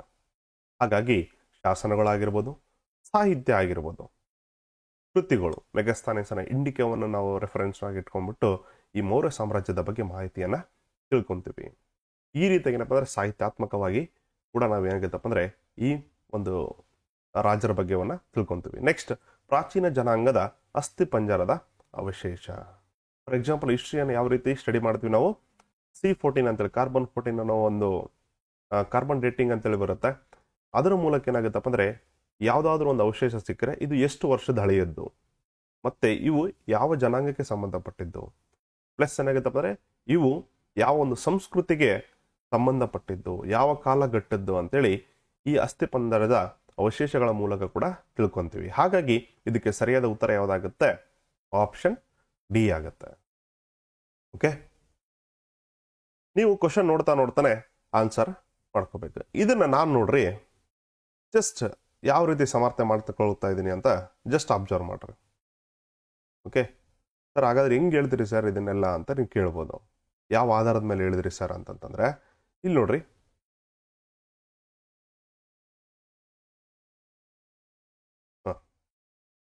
ಇತಿಹಾಸದ ಆಧಾರಗಳಲ್ಲಿ ಇವೆಲ್ಲ ಟೆಕ್ಸ್ಟ್ ಬುಕ್ಲಿಂದ ತೆಗೆದುಕೊಂಡಂಥದ್ದು, ನಮ್ಮ ಕರ್ನಾಟಕ ಟೆಕ್ಸ್ಟ್ ಬುಕ್ಸ್ಲಿಂದನೇ ತೆಗೆದುಕೊಂಡಿರುವಂತಹ ಮಾಹಿತಿ. ಇತಿಹಾಸದ ಆಧಾರಗಳಲ್ಲಿ ಪ್ರಮುಖವಾಗಿ ಎರಡು ವಿಧಗಳಿವೆ. ಒಂದು ಸಾಹಿತ್ಯ ಆಧಾರಗಳು, ಇನ್ನೊಂದು ಪುರಾತತ್ವ ಆಧಾರಗಳು. ಸಾಹಿತ್ಯ ಆಧಾರಗಳು ಇವುಗಳಲ್ಲಿ ಎರಡು ವಿಧ, ಒಂದು ಲಿಖಿತ ಸಾಹಿತ್ಯ ಮತ್ತು ಎರಡು ಮೌಖಿಕ ಸಾಹಿತ್ಯ. ಇಲ್ಲಿ ನೀವೇನಪ್ಪ ಅಂದ್ರೆ ಇಷ್ಟು ಡೀಟೇಲ್ಡ್ ಆಗಿ ಸ್ಟಡಿ ಮಾಡೋ ಅವಶ್ಯಕತೆ ಇಲ್ಲ ಅಂತ ನಿಮ್ಗೆ ಅನಿಸ್ಬೋದು. ಬಟ್ ಏನಾಗಂತಂದ್ರೆ ಇದನ್ನೆಲ್ಲ ಯಾಕೆ ಹೇಳ್ತಾ ಇದ್ದೀನಿ ಅಂದ್ರೆ, ಕೇವಲ MCQ ಸಾಲ್ವ್ ಮಾಡಬೇಕಾದ್ರೆ MCQ ಮಾತ್ರ ಸಾಲ್ವ್ ಮಾಡ್ಬಿಡ್ರಿ, ತಲೆಯಲ್ಲಿ ನೆನಪಲ್ಲಿ ಇಟ್ಕೊಂಡಿರ್ರಿ. ನೀವು ಇಲ್ಲಿ 3 ಮಾರ್ಕ್ಸಿಗೆ ಅಥವಾ 4 ಮಾರ್ಕ್ಸಿಗೆ ಕೇಳಿದ್ರಿನ ಬರೀ ಎಷ್ಟು ನಾಲೆಡ್ಜ್ ಅನ್ನು ಬಿಲ್ಡ್ ಮಾಡ್ಕೊಂಡಿರ್ಬೇಕು. ಸೊ ಇದು ಪ್ಯಾರಲ್ ಆಗಿ ಎರಡೂ ಕೆಲಸವನ್ನ ನೀವು ಮಾಡ್ತಾ ಇರ್ಬೇಕು. ಅದು ನಾವು ಪ್ರಿಪರೇಷನ್ ಅಂತ ಕರಿತೀವಿ. MCQನ ಒಂದ್ಸಲ ಕುಂತೋದಿದೆ 1-2 ತಿಂಗಳ, ಅದಾದ್ಮೇಲೆ ಮತ್ತೆ ನಾನು ಏನಾಗುತ್ತಪ್ಪ 3 ಮಾರ್ಕ್ಸಿಗೆ 4 ಮಾರ್ಕ್ಸಿಗೆ ಏನಾಗುತ್ತಂದ್ರೆ ಪ್ರಾಕ್ಟೀಸ್ ಮಾಡ್ತಾ ಇದ್ದೀನಿ ಅಂತಂದ್ರೆ ನೀವು ಸಕ್ಸಸ್ ಆಗಕ್ಕಾಗಲ್ಲ. ಯಾವುದೇ ಒಂದು ಸಿಲೆಬಸ್ ಅನ್ನ ನೀವು ಓದ್ತಾ ಇದ್ದೀರಿ ಅಂತಂದ್ಮೇಲೆ ಅದು ಓದಿದಾದ್ಮೇಲೆ ಅದನ್ನ ನೀವು ವಾಪಸ್ ಏನಾಗುತ್ತಪ್ಪ ಅಂದ್ರೆ ಅಟ್ಲೀಸ್ಟ್ ಒಂದು 2 ಪೇಜಸ್ ಆದ್ರೂ ಬರಿತಾ ಇರಬೇಕು. ಒಂದು 10 ಪೇಜಸ್ ನೀವು ಸ್ಟಡಿ ಮಾಡಿದಿರಿ ಅಂತಂದ್ರೆ ಓದಿರೋದನ್ನ ನೀವೇನು ಓದಿರ್ತೀರ ಅಂದ್ರೆ ಅದನ್ನ ರಿಕಾಲ್ ಮಾಡ್ಕೊಂಡ್ಬಿಟ್ಟು ಅಟ್ಲೀಸ್ಟ್ ಕನಿಷ್ಠ ಹೇಳ್ತಿದ್ದೀನಿ 2 ಪೇಜಸ್ ಆದ್ರೂ ಬರಿಬೇಕು. ಇಲ್ಲ ಇನಿಷಿಯಲ್ ಸ್ಟೇಜ್ ಅಲ್ಲಿ ಇದೀನಿ ಅಂದ್ರೆ ಅಟ್ಲೀಸ್ಟ್ 1 ಪೇಜ್ ಫಿಲ್ ಆಗೋಷ್ಟಾದ್ರೂ ನೀನು ಬರಿಬೇಕು. ಅಂದಾಗ ಏನಾಗುತ್ತಪ್ಪ ಅಂದ್ರೆ ನೀನು ರೈಟಿಂಗ್ ಪ್ರಾಕ್ಟೀಸ್ ಮಾಡಿದಂಗೆ ಕೂಡ ಆಗುತ್ತೆ, ಪ್ಲಸ್ ಏನಾಗುತ್ತಪ್ಪ ನೀವು ಓದಿರೋದನ್ನ ರಿಕಾಲ್ ಮಾಡ್ಕೊಂಡಾಗ ಕೂಡ ಆಗುತ್ತೆ. ಎರಡೂ ನೀವು ಇಲ್ಲಿ ಫೈದಾ ಆಗುತ್ತೆ. ಓಕೆ, ಒಂದು ನೆನಪಿರ್ಲಿ, GPS ನಿಮ್ದು ಬರವಣಿಗೆಯ ಮೇಲೆನೆ ಡಿಪೆಂಡೆಂಟ್ ಆಗಿರುತ್ತೆ. ಓಕೆ, MCQ ಅಷ್ಟೇ ನಿಮಗೆ ಬಂದ್ರಗಿನ ಇಲ್ಲಿ ಸಾಧ್ಯ ಇಲ್ಲ, ಇಲ್ಲಿ ನೀವು ಬರವಣಿಗೆ ಕೂಡ ಇಂಪಾರ್ಟೆಂಟ್. ಇತಿಹಾಸದ ಆಧಾರಗಳೇ ಪ್ರಮುಖವಾಗಿ ಎರಡು ವಿಧಗಳಿವೆ, ಒಂದು ಸಾಹಿತ್ಯ ಆಧಾರಗಳು, ಇನ್ನೊಂದು ಪುರಾತತ್ವ ಆಧಾರಗಳು.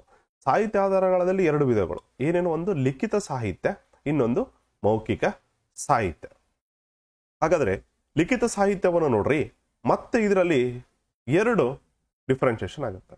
ಒಂದು ದೇಶೀಯ ಸಾಹಿತ್ಯ ಅಂದ್ರೆ ನಮ್ಮ ದೇಶದವರು ರಚನೆ ಮಾಡಿದಂತಹ ಸಾಹಿತ್ಯ ಕೃತಿಗಳಾಗಿರ್ಬೋದು, ಇನ್ನೊಂದು ವಿದೇಶಿಯ ಸಾಹಿತ್ಯ. ಫಾರ್ ಎಕ್ಸಾಂಪಲ್ ಏನಪ್ಪ ಅಂದ್ರೆ ಹುಯೆನ್ ಆಗಿರ್ಬೋದು, ಓಕೆ, CUK ಕೃತಿಯನ್ನ ಬರೀತಾರೆ. ಈ ತರ ವಿದೇಶಿ ಮತ್ತೆ ಅಲ್ಬರೋನಿ ಆಗಿರ್ಬೋದು, ಈ ತರ ವಿದೇಶಿ ಸಾಹಿತಿಗಳು ಏನಾಗುತ್ತೆ ಬರೆದಿರುವಂತಹ ಒಂದು ಕೃತಿಗಳು ಕೂಡ ನಮ್ಮ ಭಾರತ ದೇಶ ಇತಿಹಾಸವನ್ನ ತಿಳಿಸಿಕೊಡ್ತದೆ. ಹಾಗಾಗಿ ಲಿಖಿತ ಸಾಹಿತ್ಯದಲ್ಲಿ ಎರಡು ವಿಧಗಳು ಬರ್ತವೆ, ಒಂದು ದೇಶೀಯ ಸಾಹಿತ್ಯ ಮತ್ತು ವಿದೇಶಿಯ ಸಾಹಿತ್ಯ ಅಂತೇಳಿ. ನೆಕ್ಸ್ಟ್ ಮೌಖಿಕ ಸಾಹಿತ್ಯ ಅಂತೇಳಿದೆ. ಓಕೆ, ಮೌಖಿಕ ಸಾಹಿತ್ಯ ಅಂತಂದ್ರೆ ಏನು, ಫಾರ್ ಎಕ್ಸಾಂಪಲ್ ಇವಾಗ ಜಾನಪದ ಗೀತೆ, ಓಕೆ, ಅಥವಾ ಸುಗ್ಗಿಯ ಗೀತೆಗಳು ಅಂತ ಕರಿತೀವಲ್ಲ, ಬಾಯಿಯಿಂದ ಬಾಯಿಗೆ ಹರಡಿರುತ್ತೆ, ಅಂದ್ರೆ ಜನರಿಂದ ಜರಡಿಗೆ ಏನಾಗುತ್ತಪ್ಪ ಅಂದ್ರೆ ಅದು ಸ್ಪ್ರೆಡ್ ಆಗ್ತಾ ಹೋಗಿರುತ್ತೆ. ನೆಕ್ಸ್ಟ್ ಏನಾಗುತ್ತಪ್ಪ ಅಂದ್ರೆ ಕಥೆಗಳಾಗಿರ್ಬೋದು, ಲಾವಣಿ, ಐತಿಹ್ಯ ಮೊದಲಾದವುಗಳನ್ನು ಒಳಗೊಂಡಿರ್ತದೆ.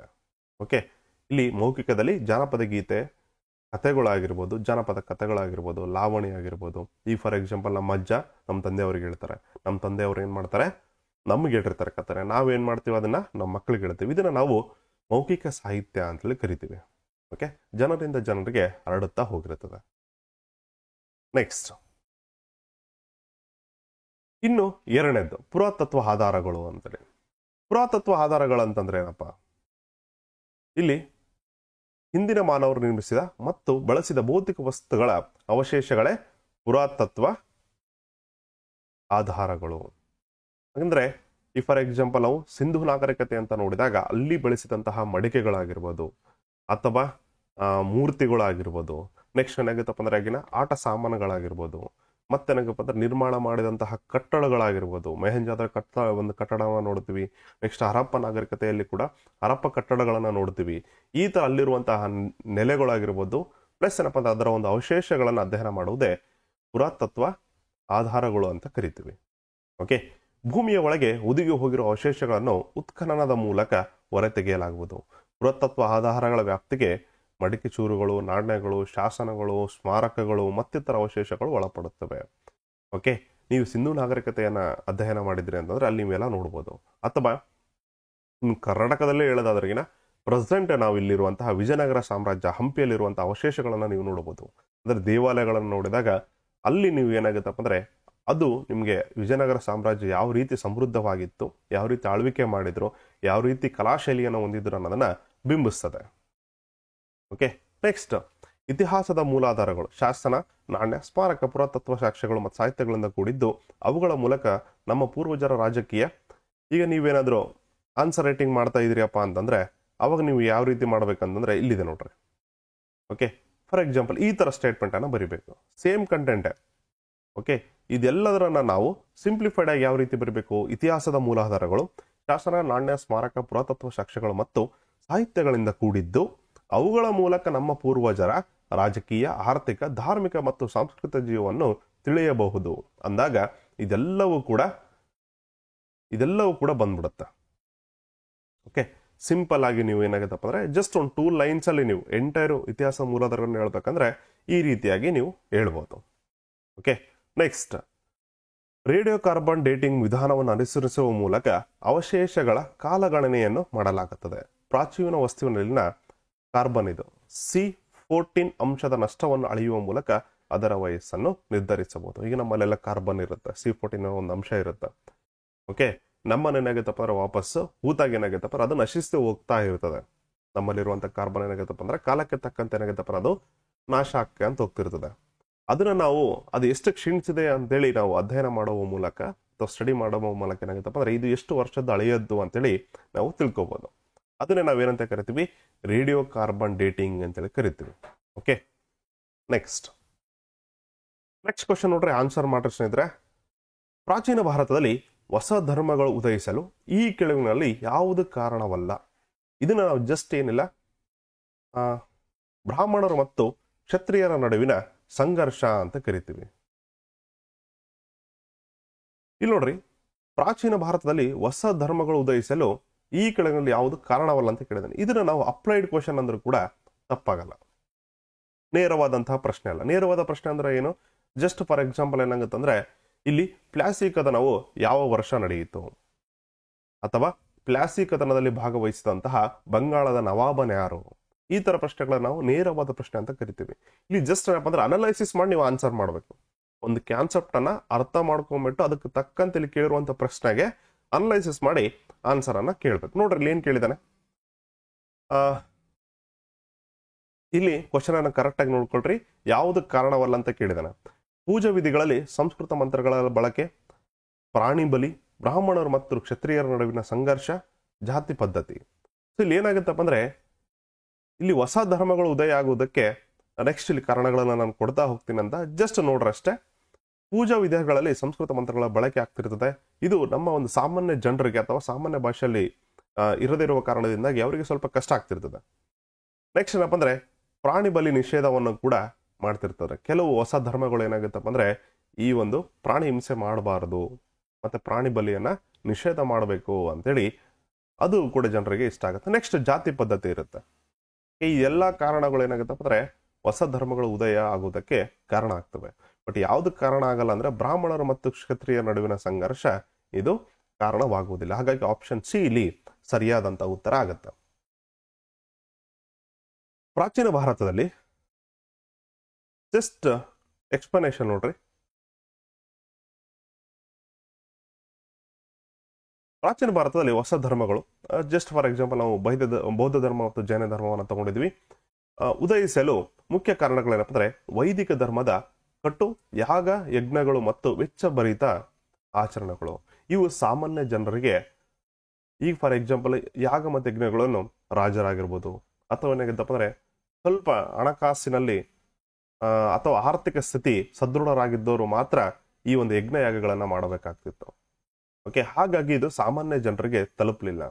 ಪ್ಲಸ್ ಏನಪ್ಪ ಅಂದ್ರೆ ಸಾಮಾನ್ಯ ಜನರಿಗೆ ಇದು ತುಂಬಾ ಕಷ್ಟ ಆಗ್ತಿತ್ತು. ಸೊ ಅದಕ್ಕೋಸ್ಕರ ಆಗಿರ್ಬೋದು. ನೆಕ್ಸ್ಟ್, ಬ್ರಾಹ್ಮಣರ ಏಕಾಧಿಕಾರ ಮತ್ತು ಜಾತಿ ವ್ಯವಸ್ಥೆ ಕಠಿಣತೆ. ಓಕೆ, ಅವಾಗೆಲ್ಲ ಏನಾಗತ್ತಪ್ಪ, ಇವಾಗಿದ್ದಂಗ ಫಂಡಮೆಂಟಲ್ ರೈಟ್ಸ್ ಇರಲಿಲ್ಲ, ಮೂಲಭೂತ ಹಕ್ಕುಗಳು ಇರಲಿಲ್ಲ, ಜಾತಿ ವ್ಯವಸ್ಥೆ ಇತ್ತು, ವರ್ಣ ವ್ಯವಸ್ಥೆ ಇತ್ತು. ಓಕೆ, ಇಲ್ಲಿ ಮೇಲು ಕೀಳು ಅನ್ನುವ ಭಾವನೆ ಇತ್ತು. ಹಾಗಾಗಿ ಏನಾಗಿತ್ತಪ್ಪ ಅಂದ್ರೆ ಇಲ್ಲಿ ಸ್ವಲ್ಪ ಲೋವರ್ ಕ್ಯಾಸ್ಟರ್ ಏನಾಗುತ್ತಪ್ಪ ಅಂದ್ರೆ ಈ ಒಂದು ಹೊಸ ಧರ್ಮಗಳಿಗೆ ಶಿಫ್ಟ್ ಆಗ್ತಾರೆ. ಜನಸಾಮಾನ್ಯರಿಗೆ ಸುಲಭವಾಗಿ ಅರ್ಥವಾಗುವ ಧರ್ಮದ ಅಗತ್ಯ ಇತ್ತು. ಎಲ್ಲವೂ ಕೂಡ ಸಂಸ್ಕೃತ ಭಾಷೆಯಲ್ಲಿ ಇತ್ತು. ಪ್ಲಸ್ ಏನಪ್ಪ ಅಂದ್ರೆ ಈ ಸಂಸ್ಕೃತ ಕಲಿಯೋದು ಯಾರು? ಉನ್ನತ ವರ್ಗದವರು ಮಾತ್ರ ಇಲ್ಲಿ ಸಂಸ್ಕೃತ ವಿದ್ಯಾಭ್ಯಾಸನ ಮಾಡ್ತಿದ್ರು. ಕೆಳ ವರ್ಗದವರಿಗೆ ಇಲ್ಲಿ ವಿದ್ಯಾಭ್ಯಾಸ ಮಾಡುವುದಕ್ಕೆ ಸೌಲಭ್ಯ ಇರಲಿಲ್ಲ. ಇವೇನ್ ಕೂಡ ನಾವಿಲ್ಲಿ 19ನೇ ಶತಮಾನವನ್ನ ನೋಡಿದ್ರು ಕೂಡ, ಡಾಕ್ಟರ್ ಅಂಬೇಡ್ಕರ್ ಅವರ ಕಾಲವನ್ನ ನೋಡಿದ್ರು ಕೂಡ, ಅಲ್ಲಿ ಕೂಡ ಡಾಕ್ಟರ್ ಬಿ ಆರ್ ಅಂಬೇಡ್ಕರ್ ಅವರು ತುಂಬಾ ಕಷ್ಟವನ್ನ ಪಡ್ತಾರೆ 19ನೇ ಶತಮಾನದಲ್ಲಿ. ನೀವು ಇಮ್ಯಾಜಿನೇಷನ್ ಮಾಡ್ಕೊಳ್ರಿ ರಾಜರ ಕಾಲದಲ್ಲಿ ಹೆಂಗಿತ್ತು ಅಂತ. ಗುಪ್ತರ ಕಾಲ ಆಗಿರ್ಬೋದು, ಇವೆನ್ 320 BC ಮೌರ್ಯರ ಕಾಲ ಆಗಿರ್ಬೋದು. ಈ ಅವಧಿಯಲ್ಲಿ ಯಾವ ರೀತಿಯಾಗಿ ವರ್ಣ ವ್ಯವಸ್ಥೆ ಮತ್ತು ಜಾತಿ ವ್ಯವಸ್ಥೆ ಇತ್ತು ಅಂತೇಳಿ ನೀವು ಜಸ್ಟ್ ಇಮ್ಯಾಜಿನೇಷನ್ ಮಾಡ್ಕೊಳ್ರಿ. 19ನೇ ಶತಮಾನದಲ್ಲಿ ನಾವು ಜಸ್ಟ್ ಅಂಬೇಡ್ಕರ್ ಅವರ ಜೀವನ ಚರಿತ್ರೆ ಓದ್ಬೇಕಾದ್ರೆ ಆ ರೀತಿ ಇತ್ತು ಅಂತ ಗೊತ್ತಾಗುತ್ತೆ. ಓಕೆ, ಹಾಗಾದ್ರೆ ಕ್ರಿಸ್ತ ಪೂರ್ವ 320ನೇ ಅವಧಿಯಲ್ಲಿ ಯಾವ ರೀತಿ ಇತ್ತು ಅನ್ನೋದನ್ನ ನಿಮ್ಗೆ ಬಿಟ್ಟಿದ್ದು. ನೆಕ್ಸ್ಟ್, ಹೊಸ ಆರ್ಥಿಕ ವ್ಯವಸ್ಥೆ, ನಗರೀಕರಣ, ವ್ಯಾಪಾರ ಬೆಳವಣಿಗೆ, ಸಾಮಾನ್ಯ ಜನರಲ್ಲಿ ಸಮಾನತೆಯ ಬಯಕೆ ಆಗುತ್ತೆ. ಎಲ್ಲರೂ ಕೂಡ ಸಮಾನರು ಅನ್ನೋ ಒಂದು ದೃಷ್ಟಿ ಸ್ಟಾರ್ಟ್ ಆಗುತ್ತೆ. ಮತ್ತೆ ಶಮನ ಪರಂಪರೆಯ ತಪಸ್ಸು, ಸನ್ಯಾಸದ ಪ್ರಭಾವ ಕೂಡ ಏನಾಗುತ್ತಪ್ಪ ಅಂದ್ರೆ ಬೌದ್ಧ ಧರ್ಮ ಏನ್ ಹೇಳ್ತಾರೆ, ತಪಸ್ಸನ್ನು ಮಾಡ್ಬೇಕು ಅಂತ ಹೇಳ್ತಾರೆ, ಮೆಡಿಟೇಷನ್ ಮಾಡ್ಬೇಕಂತ ಹೇಳಿ ಕೂಡ ಹೇಳ್ತಾರೆ.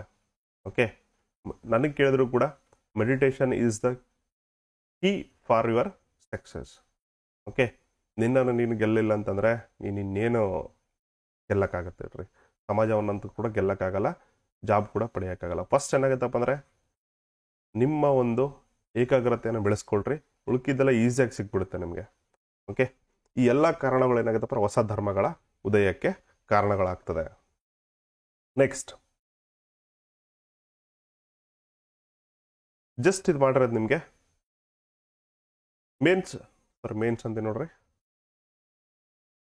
ಓಕೆ, ಆನ್ಸರ್ ರೈಟಿಂಗ್ ಬರೀಬೇಕಾದ್ರೆ ಈ ತರ ಬರೀಬೇಕು. ವೈದಿಕ ಧರ್ಮದ ಜಟಿಲತೆ ಮತ್ತು ಆಚರಣೆಗಳ ವಿರುದ್ಧ ಕ್ರಿಸ್ತಪೂರ್ವ 6ನೇ ಶತಮಾನದಲ್ಲಿ ವೈದಿಕ ಧರ್ಮವು ಜಟಿಲವಾದ ಯಜ್ಞ ಯಾಗಾದಿಗಳು, ಬ್ರಾಹ್ಮಣರ ಪ್ರಾಬಲ್ಯ ಮತ್ತು ಸಂಸ್ಕೃತ ಕೇಂದ್ರಿತ ಆಚರಣೆಗಳಿಂದ ಕೂಡಿತ್ತು. ಈ ಆಚರಣೆಗಳು ಸಾಮಾನ್ಯ ಜನರಿಗೆ ದುರ್ಗಮವಾಗಿದ್ದವು ಮತ್ತು ದುಬಾರಿಯಾಗಿದ್ದವು, ಅಂದ್ರೆ ಕಷ್ಟಕರವಾಗಿದ್ದವು ಅಂತ ಅರ್ಥ. ನೆಕ್ಸ್ಟ್, ಸಾಮಾಜಿಕ ಅಸಮಾನತೆ ಮತ್ತು ವರ್ಣಾಶ್ರಮ ವ್ಯವಸ್ಥೆಯ ವಿರುದ್ಧ ಪ್ರತಿಭಟನೆ. ವೈದಿಕ ಸಮಾಜದ ವರ್ಣಾಶ್ರಮ ವ್ಯವಸ್ಥೆಯು ಕಟ್ಟುನಿಟ್ಟಾದ ಶ್ರೇಣೀಕರಣವನ್ನು ಒಳಗೊಂಡಿತ್ತು. ಇದರಿಂದ ಕೆಳವರ್ಗದವರಿಗೆ ಧಾರ್ಮಿಕ ಮತ್ತು ಕೆಳವರ್ಗದವರಿಗೆ ಅಂತ ಮೆನ್ಷನ್ ಮಾಡಿದ್ರು ಕೂಡ ಸಾಕು, ಧಾರ್ಮಿಕ ಮತ್ತು ಸಾಮಾಜಿಕ ಅವಕಾಶಗಳು ಸೀಮಿತವಾಗಿದ್ದವು. ಪರಿಣಾಮ ಕೆಳವರ್ಗದವರಿಗೆ ಮತ್ತು ಮಹಿಳೆಯರಿಗೆ ಧಾರ್ಮಿಕ ಸ್ವಾತಂತ್ರ್ಯ ನೀಡಿತ್ತು. ಇಲ್ಲೇನಾಗ್ತದೆ, ಹೊಸ ಧರ್ಮಗಳು ಏನು ಮಾಡುತ್ತಪ್ಪ ಅಂತಂದ್ರೆ ಕೆಳವರ್ಗದವರಿಗೆ ಮತ್ತೆ ಮಹಿಳೆಯರಿಗೆ ಧಾರ್ಮಿಕ ಸ್ವಾತಂತ್ರ್ಯವನ್ನ ನೀಡುತ್ತೆ. ಓಕೆ, ಇದೆಲ್ಲ ನಿಮ್ಗೆ ಏನಾಗುತ್ತಪ್ಪ ನೆಕ್ಸ್ಟ್ ನೋಟ್ಸ್ ಅಲ್ಲಿ ಸಿಗುತ್ತೆ. ಓಕೆ, ಯಾವ ರೀತಿ ಏನಪ್ಪ ಇನ್ ಡೀಟೇಲ್ಡ್ ಆಗಿ ಮಾಹಿತಿಯನ್ನ ಕೊಟ್ಟಿದ್ದೀವಿ. ಪ್ಲಸ್ ಇಲ್ಲಿ ಇದೇ ಪ್ರಶ್ನೆಯನ್ನ ಇನ್ನೊಂದು ಮಾಡಬಹುದು ನಾವು, ಬ್ರಾಹ್ಮಣ ಮತ್ತು ಕ್ಷತ್ರಿಯರ ನಡುವಿನ ಸಂಘರ್ಷ ಅಂತೇಳಿ ಕೊಟ್ಟಿದ್ದಾನೆ, ಹೌದಿಲ್ಲ? ಅದನ್ನ ನೆಕ್ಸ್ಟ್ ಟೈಮ್ ಏನಾಗುತ್ತಪ್ಪ ಅಂದ್ರೆ ವಿದೇಶಿ ಆಕ್ರಮಣಗಳು ಅಂತೇಳಿ ಕೂಡ ಕೊಡ್ಬೋದಲ್ಲ. ಈ ವಿದೇಶಿ ಆಕ್ರಮಣಗಳಾಗಿರ್ಬೋದು, ಯುದ್ಧಗಳಾಗಿರ್ಬೋದು, ಇಲ್ಲಿ ಹೊಸ ಧರ್ಮಗಳ ಉದಯಕ್ಕೆ ಕಾರಣವಾಗುವುದಿಲ್ಲ. ಓಕೆ, ಗ್ರೀಕರು ಬಂದರು, ಶಕರು ಬಂದರು, ಕುಶಾಣರು ಬಂದರು, ಇವ್ರು ಏನಾಗ್ಬಾರ ಭಾರತ ಮೇಲೆ ದಾಳಿ ಮಾಡುವ ಕಾರಣದಿಂದಾಗಿ ಹೊಸ ಧರ್ಮಗಳು ಉದಯ ಆಗುವುದಿಲ್ಲ. ಇದನ್ನು ಕೂಡ ನೀವು ಸ್ಟಾರ್ ಮಾರ್ಕ್ ಹಾಕೊಂಡು ನೆನ್ಪಿಟ್ಕೊಂಡ್ರಿ. ಕೇವಲ ಬ್ರಾಹ್ಮಣ ಮತ್ತು ಕ್ಷತ್ರಿಯರ ನಡುವೆ ಅಷ್ಟೇ ಅಲ್ಲ, ಇವೇನು ವಿದೇಶಿ ಆಕ್ರಮಣಗಳು ಕೂಡ ಹೊಸ ಧರ್ಮ ಉದಯಕ್ಕೆ ಕಾರಣ ಆಗೋದಿಲ್ಲ. ಓಕೆ, ನೆಕ್ಸ್ಟ್ ಥರ್ಡ್ ಕ್ವಶನ್, ಬ್ರಾಹ್ಮಣಕಗಳು ಇದರ ಒಂದು ಭಾಗ. ಓಕೆ, ಇದು ಸ್ವಲ್ಪ ನೋಡ್ರಿ, ಸ್ವಲ್ಪ ಕೇರ್ಫುಲ್ ಆಗಿ ಅಬ್ಸರ್ವ್ ಮಾಡ್ರಿ. ಬ್ರಾಹ್ಮಣಕಗಳು ಇದರ ಒಂದು ಭಾಗ ಅಂತ ಕೇಳಿದಾನೆ. ಆಕ್ಚುಲಿ ಬ್ರಾಹ್ಮಣಕಗಳು ಬಂದ್ಬಿಟ್ಟು ವೇದಗಳ ಒಂದು ಭಾಗ ಆಗುತ್ತೆ. ಅದು ನಾನು ಕಮ್ಮಿಂಗ್ ಸ್ಲೈಡಲ್ಲಿ ಎಕ್ಸ್ಪ್ಲೈನ್ ಮಾಡ್ತೀನಿ ಅಂತ. ಯಾಕಂದ್ರೆ ವೇದಗಳ ಅಡಿಯಲ್ಲೇನೆ ಈ ಒಂದು ಬ್ರಾಹ್ಮಣಕಗಳಾಗಿರ್ಬೋದು, ಉಪನಿಷತ್ತುಗಳಾಗಿರ್ಬೋದು, ಅರಣ್ಯಕಗಳಾಗಿರ್ಬೋದು, ಸಂಹಿತೆಗಳಾಗಿರ್ಬೋದು, ಇದರ ಅಡಿಯಲ್ಲಿನೇ ಬರುತ್ತೆ.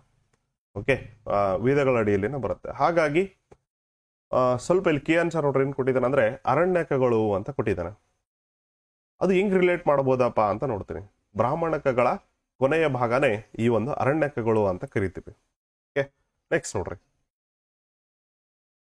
ನಾನು ಅರಣ್ಯಕಗಳು ಅಂತ ಹೇಳಿದೆ. ಹಾಗಾದ್ರೆ ಅರಣ್ಯಕಗಳು ಯಾವ ರೀತಿಯಪ್ಪ ಅಂತ ನೋಡೋಣ. ಅರಣ್ಯಕಗಳು ಬ್ರಾಹ್ಮಣಕಗಳ ರೀತಿಯಲ್ಲಿ ತ್ಯಾಗಗಳ ಬಗ್ಗೆ ಹಾಗೂ ಪ್ರಾಥಮಿಕವಾಗಿ ಸರಿಯಾದ ರೀತಿಯಲ್ಲಿ ಸಂಪ್ರದಾಯಗಳನ್ನು ಅನುಸರಿಸುವ ರೀತಿಯ ಬಗ್ಗೆ ಚರ್ಚಿಸುತ್ತವೆ. ಅರಣ್ಯಕಗಳು ಜಸ್ಟ್ ಲೈಕ್ ಅಂದ್ರೆ ಒಂದ್ ಅರ್ಥ ಆಯ್ತು ನಮ್ಗೇನು, ಬ್ರಾಹ್ಮಣಕಗಳ ರೀತಿಯಲ್ಲಿನೇ ಇದ್ದಾವೆ. ಬ್ರಾಹ್ಮಣಕಗಳು ಯಾವ ರೀತಿಯಾಗಿ ತ್ಯಾಗಗಳ ಬಗ್ಗೆ ಪ್ಲಸ್ ಸಂಪ್ರದಾಯಗಳ ಬಗ್ಗೆ ತಿಳಿಸ್ತದೋ ಅದೇ ರೀತಿಯಾಗಿ ಅರಣ್ಯಕಗಳ ತಿಳಿಸುತ್ತೆ. ನೆಕ್ಸ್ಟ್, ಬ್ರಾಹ್ಮಣಕಗಳು ವೇದಗಳ ಒಂದು ಭಾಗ. ಈಗ ಬ್ರಾಹ್ಮಣಕಗಳು ವೇದಗಳ ಒಂದು ಭಾಗ ಆದ್ಮೇಲೆ ಇವೇನ್ ಕೂಡ ಅರಣ್ಯಕಗಳು ಕೂಡ ವೇದಗಳ ಒಂದು ಭಾಗನೇ ಆಗಿರುತ್ತೆ. ವೇದ ಸಾಹಿತ್ಯವನ್ನು ವೇದದಲ್ಲಿ ಟೋಟಲ್ ಆಗಿ 4 ಬರ್ತವೆ: ಋಗ್ವೇದ, ಯಜುರ್ವೇದ, ಸಾಮವೇದ ಮತ್ತು ಅಥರ್ವವೇದ ಅಂತೇಳಿ. ಓಕೆ, ನೆಕ್ಸ್ಟ್ ನಾವು ಇಲ್ಲಿ ವೇದ ಸಾಹಿತ್ಯವನ್ನು ಮುಖ್ಯವಾಗಿ 4 ಭಾಗಗಳಾಗಿ ವಿಂಗಡಿಸಲಾಗಿದೆ.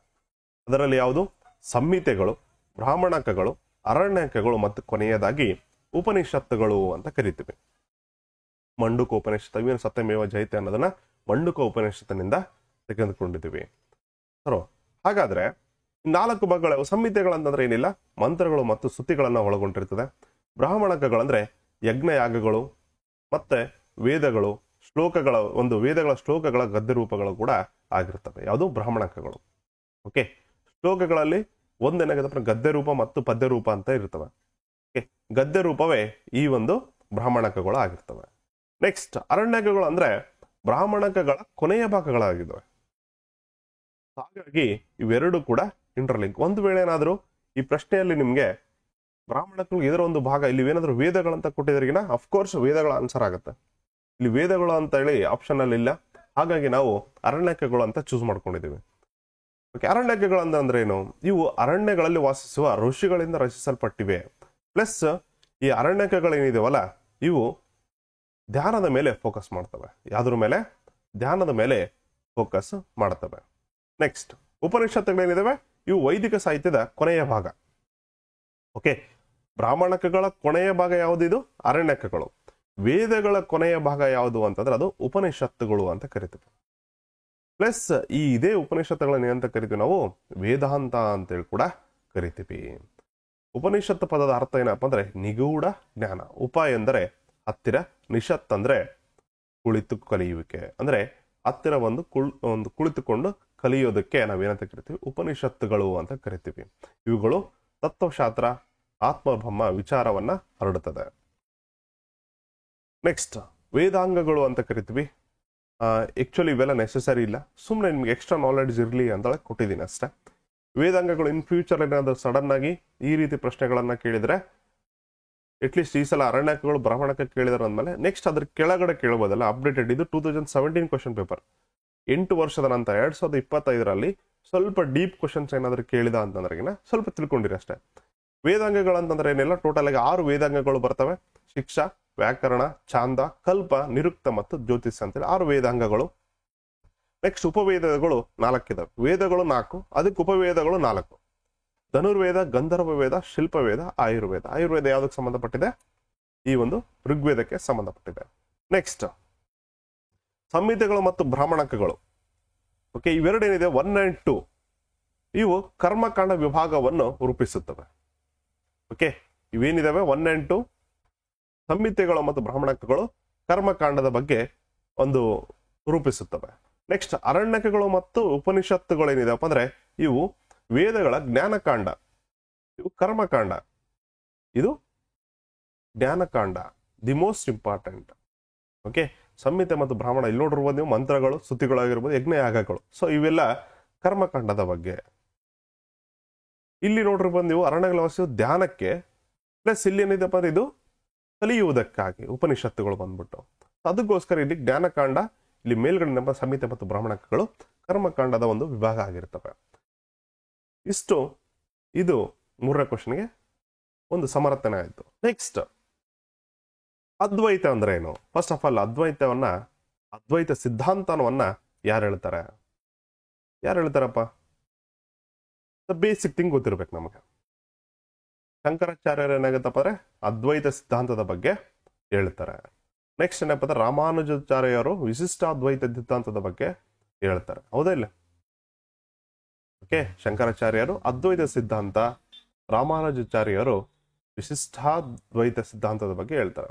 ನೆಕ್ಸ್ಟ್ ಬಸವಣ್ಣನವರು ಶಕ್ತಿ ವಿಶಿಷ್ಟಾದ್ವೈತ ಸಿದ್ಧಾಂತದ ಬಗ್ಗೆ ಹೇಳ್ತಾರೆ. ಓಕೆ, ಈ ರೀತಿಯಾಗಿ ಸ್ವಲ್ಪ ನಿಮಗೆ ಡಿಫ್ರೆನ್ಸಿಯೇಷನ್ ಅನ್ನ ಗೊತ್ತಿರಬೇಕು. ನೆಕ್ಸ್ಟ್, ಹಾಗಾದ್ರೆ ಒಂದು ಗೊತ್ತಾಯ್ತು, ಅದ್ವೈತ ಸಿದ್ಧಾಂತವನ್ನು ಯಾರು ಹೇಳ್ತಾರೆ? ಶಂಕರಾಚಾರ್ಯರು ಹೇಳ್ತಾರೆ. ನೆಕ್ಸ್ಟ್, ಹಾಗಾದ್ರೆ ಮಧ್ವಾಚಾರ್ಯರು ಅಂತ ಹೇಳಿ ಬರ್ತಾರೆ. ಇವ್ರು ಏನ್ ಮಾಡ್ತಾರೆ? ದ್ವೈತ ಸಿದ್ಧಾಂತದ ಬಗ್ಗೆ ಹೇಳ್ತಾರೆ. ಯಾವುದು? ಇವರು ದ್ವೈತ ಸಿದ್ಧಾಂತದ ಬಗ್ಗೆ ಹೇಳ್ತಾರೆ ಮಧ್ವಾಚಾರ್ಯರು. ಹಾಗಾದ್ರೆ ಅದ್ವೈತ ಅಂದ್ರೆ ಏನಪ್ಪಾ? ಆಪ್ಷನ್ ಎ, ಆತ್ಮ ಮತ್ತು ಪರಮಾತ್ಮ ಒಂದೇ. ನೆಕ್ಸ್ಟ್ ಬಿ, ಆತ್ಮ ಮತ್ತು ಪರಮಾತ್ಮ ಬೇರೆ ಬೇರೆ. ಪರಮಾತ್ಮ ಆತ್ಮ ಮತ್ತು ವಿಶ್ವವನ್ನು ಸೃಷ್ಟಿಸಿದ ಅಂತ ಹೇಳಿ ಕೊಟ್ಟಿದ್ದಾನೆ. ಪರಮಾತ್ಮ ಆತ್ಮ ಮತ್ತು ವಿಶ್ವವನ್ನು ಸೃಷ್ಟಿಸಿದ ಅಂತ ಕೊಟ್ಟಿದ್ದಾನೆ. ನೆಕ್ಸ್ಟ್, ದೇವರು ಮತ್ತು ಆತ್ಮ ಒಂದೇಯೂ ಅಲ್ಲ ಬೇರೆಯೂ ಅಲ್ಲ ಅಂತ ಹೇಳಿದ್ದಾರೆ. ಹಾಗಾದ್ರೆ ಇಲ್ಲಿ ಸರಿಯಾದ ಉತ್ತರ ಏನಾಗುತ್ತೆ? ಅದ್ವೈತ ಸಿದ್ಧಾಂತದಲ್ಲಿ ಶಂಕರಾಚಾರ್ಯರು ಏನ್ ಹೇಳ್ತಾರಪ್ಪ ಅಂತಂದ್ರೆ, ಇಲ್ಲಿ ಆತ್ಮ ಮತ್ತು ಪರಮಾತ್ಮ ಒಂದೇ ಆಗಿದೆ ಅಂತ ಹೇಳ್ತಾರೆ. ಓಕೆ, ನೆಕ್ಸ್ಟ್, ಶಂಕರಾಚಾರ್ಯರು ಅದ್ವೈತ ಸಿದ್ಧಾಂತವನ್ನ ಮಂಡನೆ ಮಾಡ್ತಾರೆ. ಓಕೆ, ಇವರ ಸಿದ್ಧಾಂತ ಪ್ಲಸ್ ಇವರ ಕಾಲಾವಧಿ ಯಾವ ವರ್ಷಪ್ಪ ಅಂತಂದ್ರೆ, ಇಲ್ಲಿ ಕ್ರಿಸ್ತ ಶಕ ಅಥವಾ ಸಾಲಿವಾನ ಶಕ ಅಂದ್ರೆ ಕೂಡ ಒಂದೇ. 788ರಿಂದ 820 ಇವರ ಕಾಲಾವಧಿಯನ್ನ ನಾವು ಕಾಣ್ತೀವಿ. ಇವರು ಕೇರಳದ ಕಾಲಾಡಿ ಗ್ರಾಮದಲ್ಲಿ ಜನಿಸ್ತಾರೆ. ಇವರ ತಂದೆ ತಾಯಿ ಯಾರಪ್ಪ ಅಂದ್ರೆ ನಮೂದ್ರಿ ಬ್ರಾಹ್ಮಣರಾದ ಶಿವಗುರು ಮತ್ತು ಆರ್ಯಾಂಬೆ ಅಂತೇಳಿ. ಇವರ ಗುರುಗಳು ಗೋವಿಂದ ಭಗವತ್ಪಾದರು. ಇವರಿಂದ ಇವರು ವೇದಶಾಸ್ತ್ರಗಳ ಅಧ್ಯಯನವನ್ನ ಕೂಡ ಮಾಡ್ತಾರೆ. ನೆಕ್ಸ್ಟ್, ಇವರ ಬಿರುದು ಏನಾಗಿತ್ತಪ್ಪ ಅಂತಂದ್ರೆ ಷಣ್ಮತ ಸ್ಥಾಪನಾಚಾರ್ಯ. ಸ್ವಲ್ಪ ಅಬ್ಸರ್ವ್ ಮಾಡ್ರಿ, MCQ ಕೇಳಿದ್ರು ಕೂಡ ಕೇಳ್ಬೋದು. ಷಣ್ಮತ ಸ್ಥಾಪನಾಚಾರ್ಯ ಬಿರುದನ್ನು ಪಡೆದಂತವರು ಯಾರು ಅಂತೇಳಿ, ಅದು ಯಾರು? ಶಂಕರಾಚಾರ್ಯರು ಪಡೆದಿರ್ತಾರೆ. ನೆಕ್ಸ್ಟ್, ಇವರು ಆಮ್ನಾಯ ಪೀಠಗಳನ್ನ ಸ್ಥಾಪನೆ ಮಾಡಿರ್ತಾರೆ. 4 ಪೀಠಗಳಿದಾವೆ. ಎಲ್ಲೆಲ್ಲಿದ್ದಾವೆ ಅನ್ನೋದನ್ನ ನೋಡೋಣ. ಒಂದು, ಉತ್ತರಾಖಂಡದಲ್ಲಿರುವಂತಹ ಬದ್ರಿನಾಥ್, ಇದನ್ನ ನಾವು ಜ್ಯೋತಿರ್ಪೀಠ ಅಂತೇಳಿ ಕರಿತೀವಿ. ನೆಕ್ಸ್ಟ್, ದ್ವಾರಕದಲ್ಲಿರುವಂತಹ ಕಾಳಿಕಾ ಪೀಠ, ಪುರಿಯಲ್ಲಿರುವಂತಹ ಗೋವರ್ಧನ ಪೀಠ, ಪ್ಲಸ್ ಶೃಂಗೇರಿಯಲ್ಲಿ ಶಾರದಾ ಪೀಠವನ್ನ ಕಾಣ್ತೀವಿ. ನೆಕ್ಸ್ಟ್, ಕಂಚಿಯಲ್ಲಿ ಕಾಮಕೋಟಿ ಪೀಠವನ್ನ ಕಾಣ್ತೀವಿ. ಓಕೆ, ಈ ರೀತಿಯಾಗಿ ಶಂಕರಾಚಾರ್ಯರು 5 ಪೀಠಗಳನ್ನ ಸ್ಥಾಪನೆ ಮಾಡಿದ್ದಾರೆ. ನೆಕ್ಸ್ಟ್, ಅದ್ವೈತ ಸಿದ್ಧಾಂತ ನೋಡ್ರೆ ಏನೆಲ್ಲ ಹೇಳುತ್ತೆ?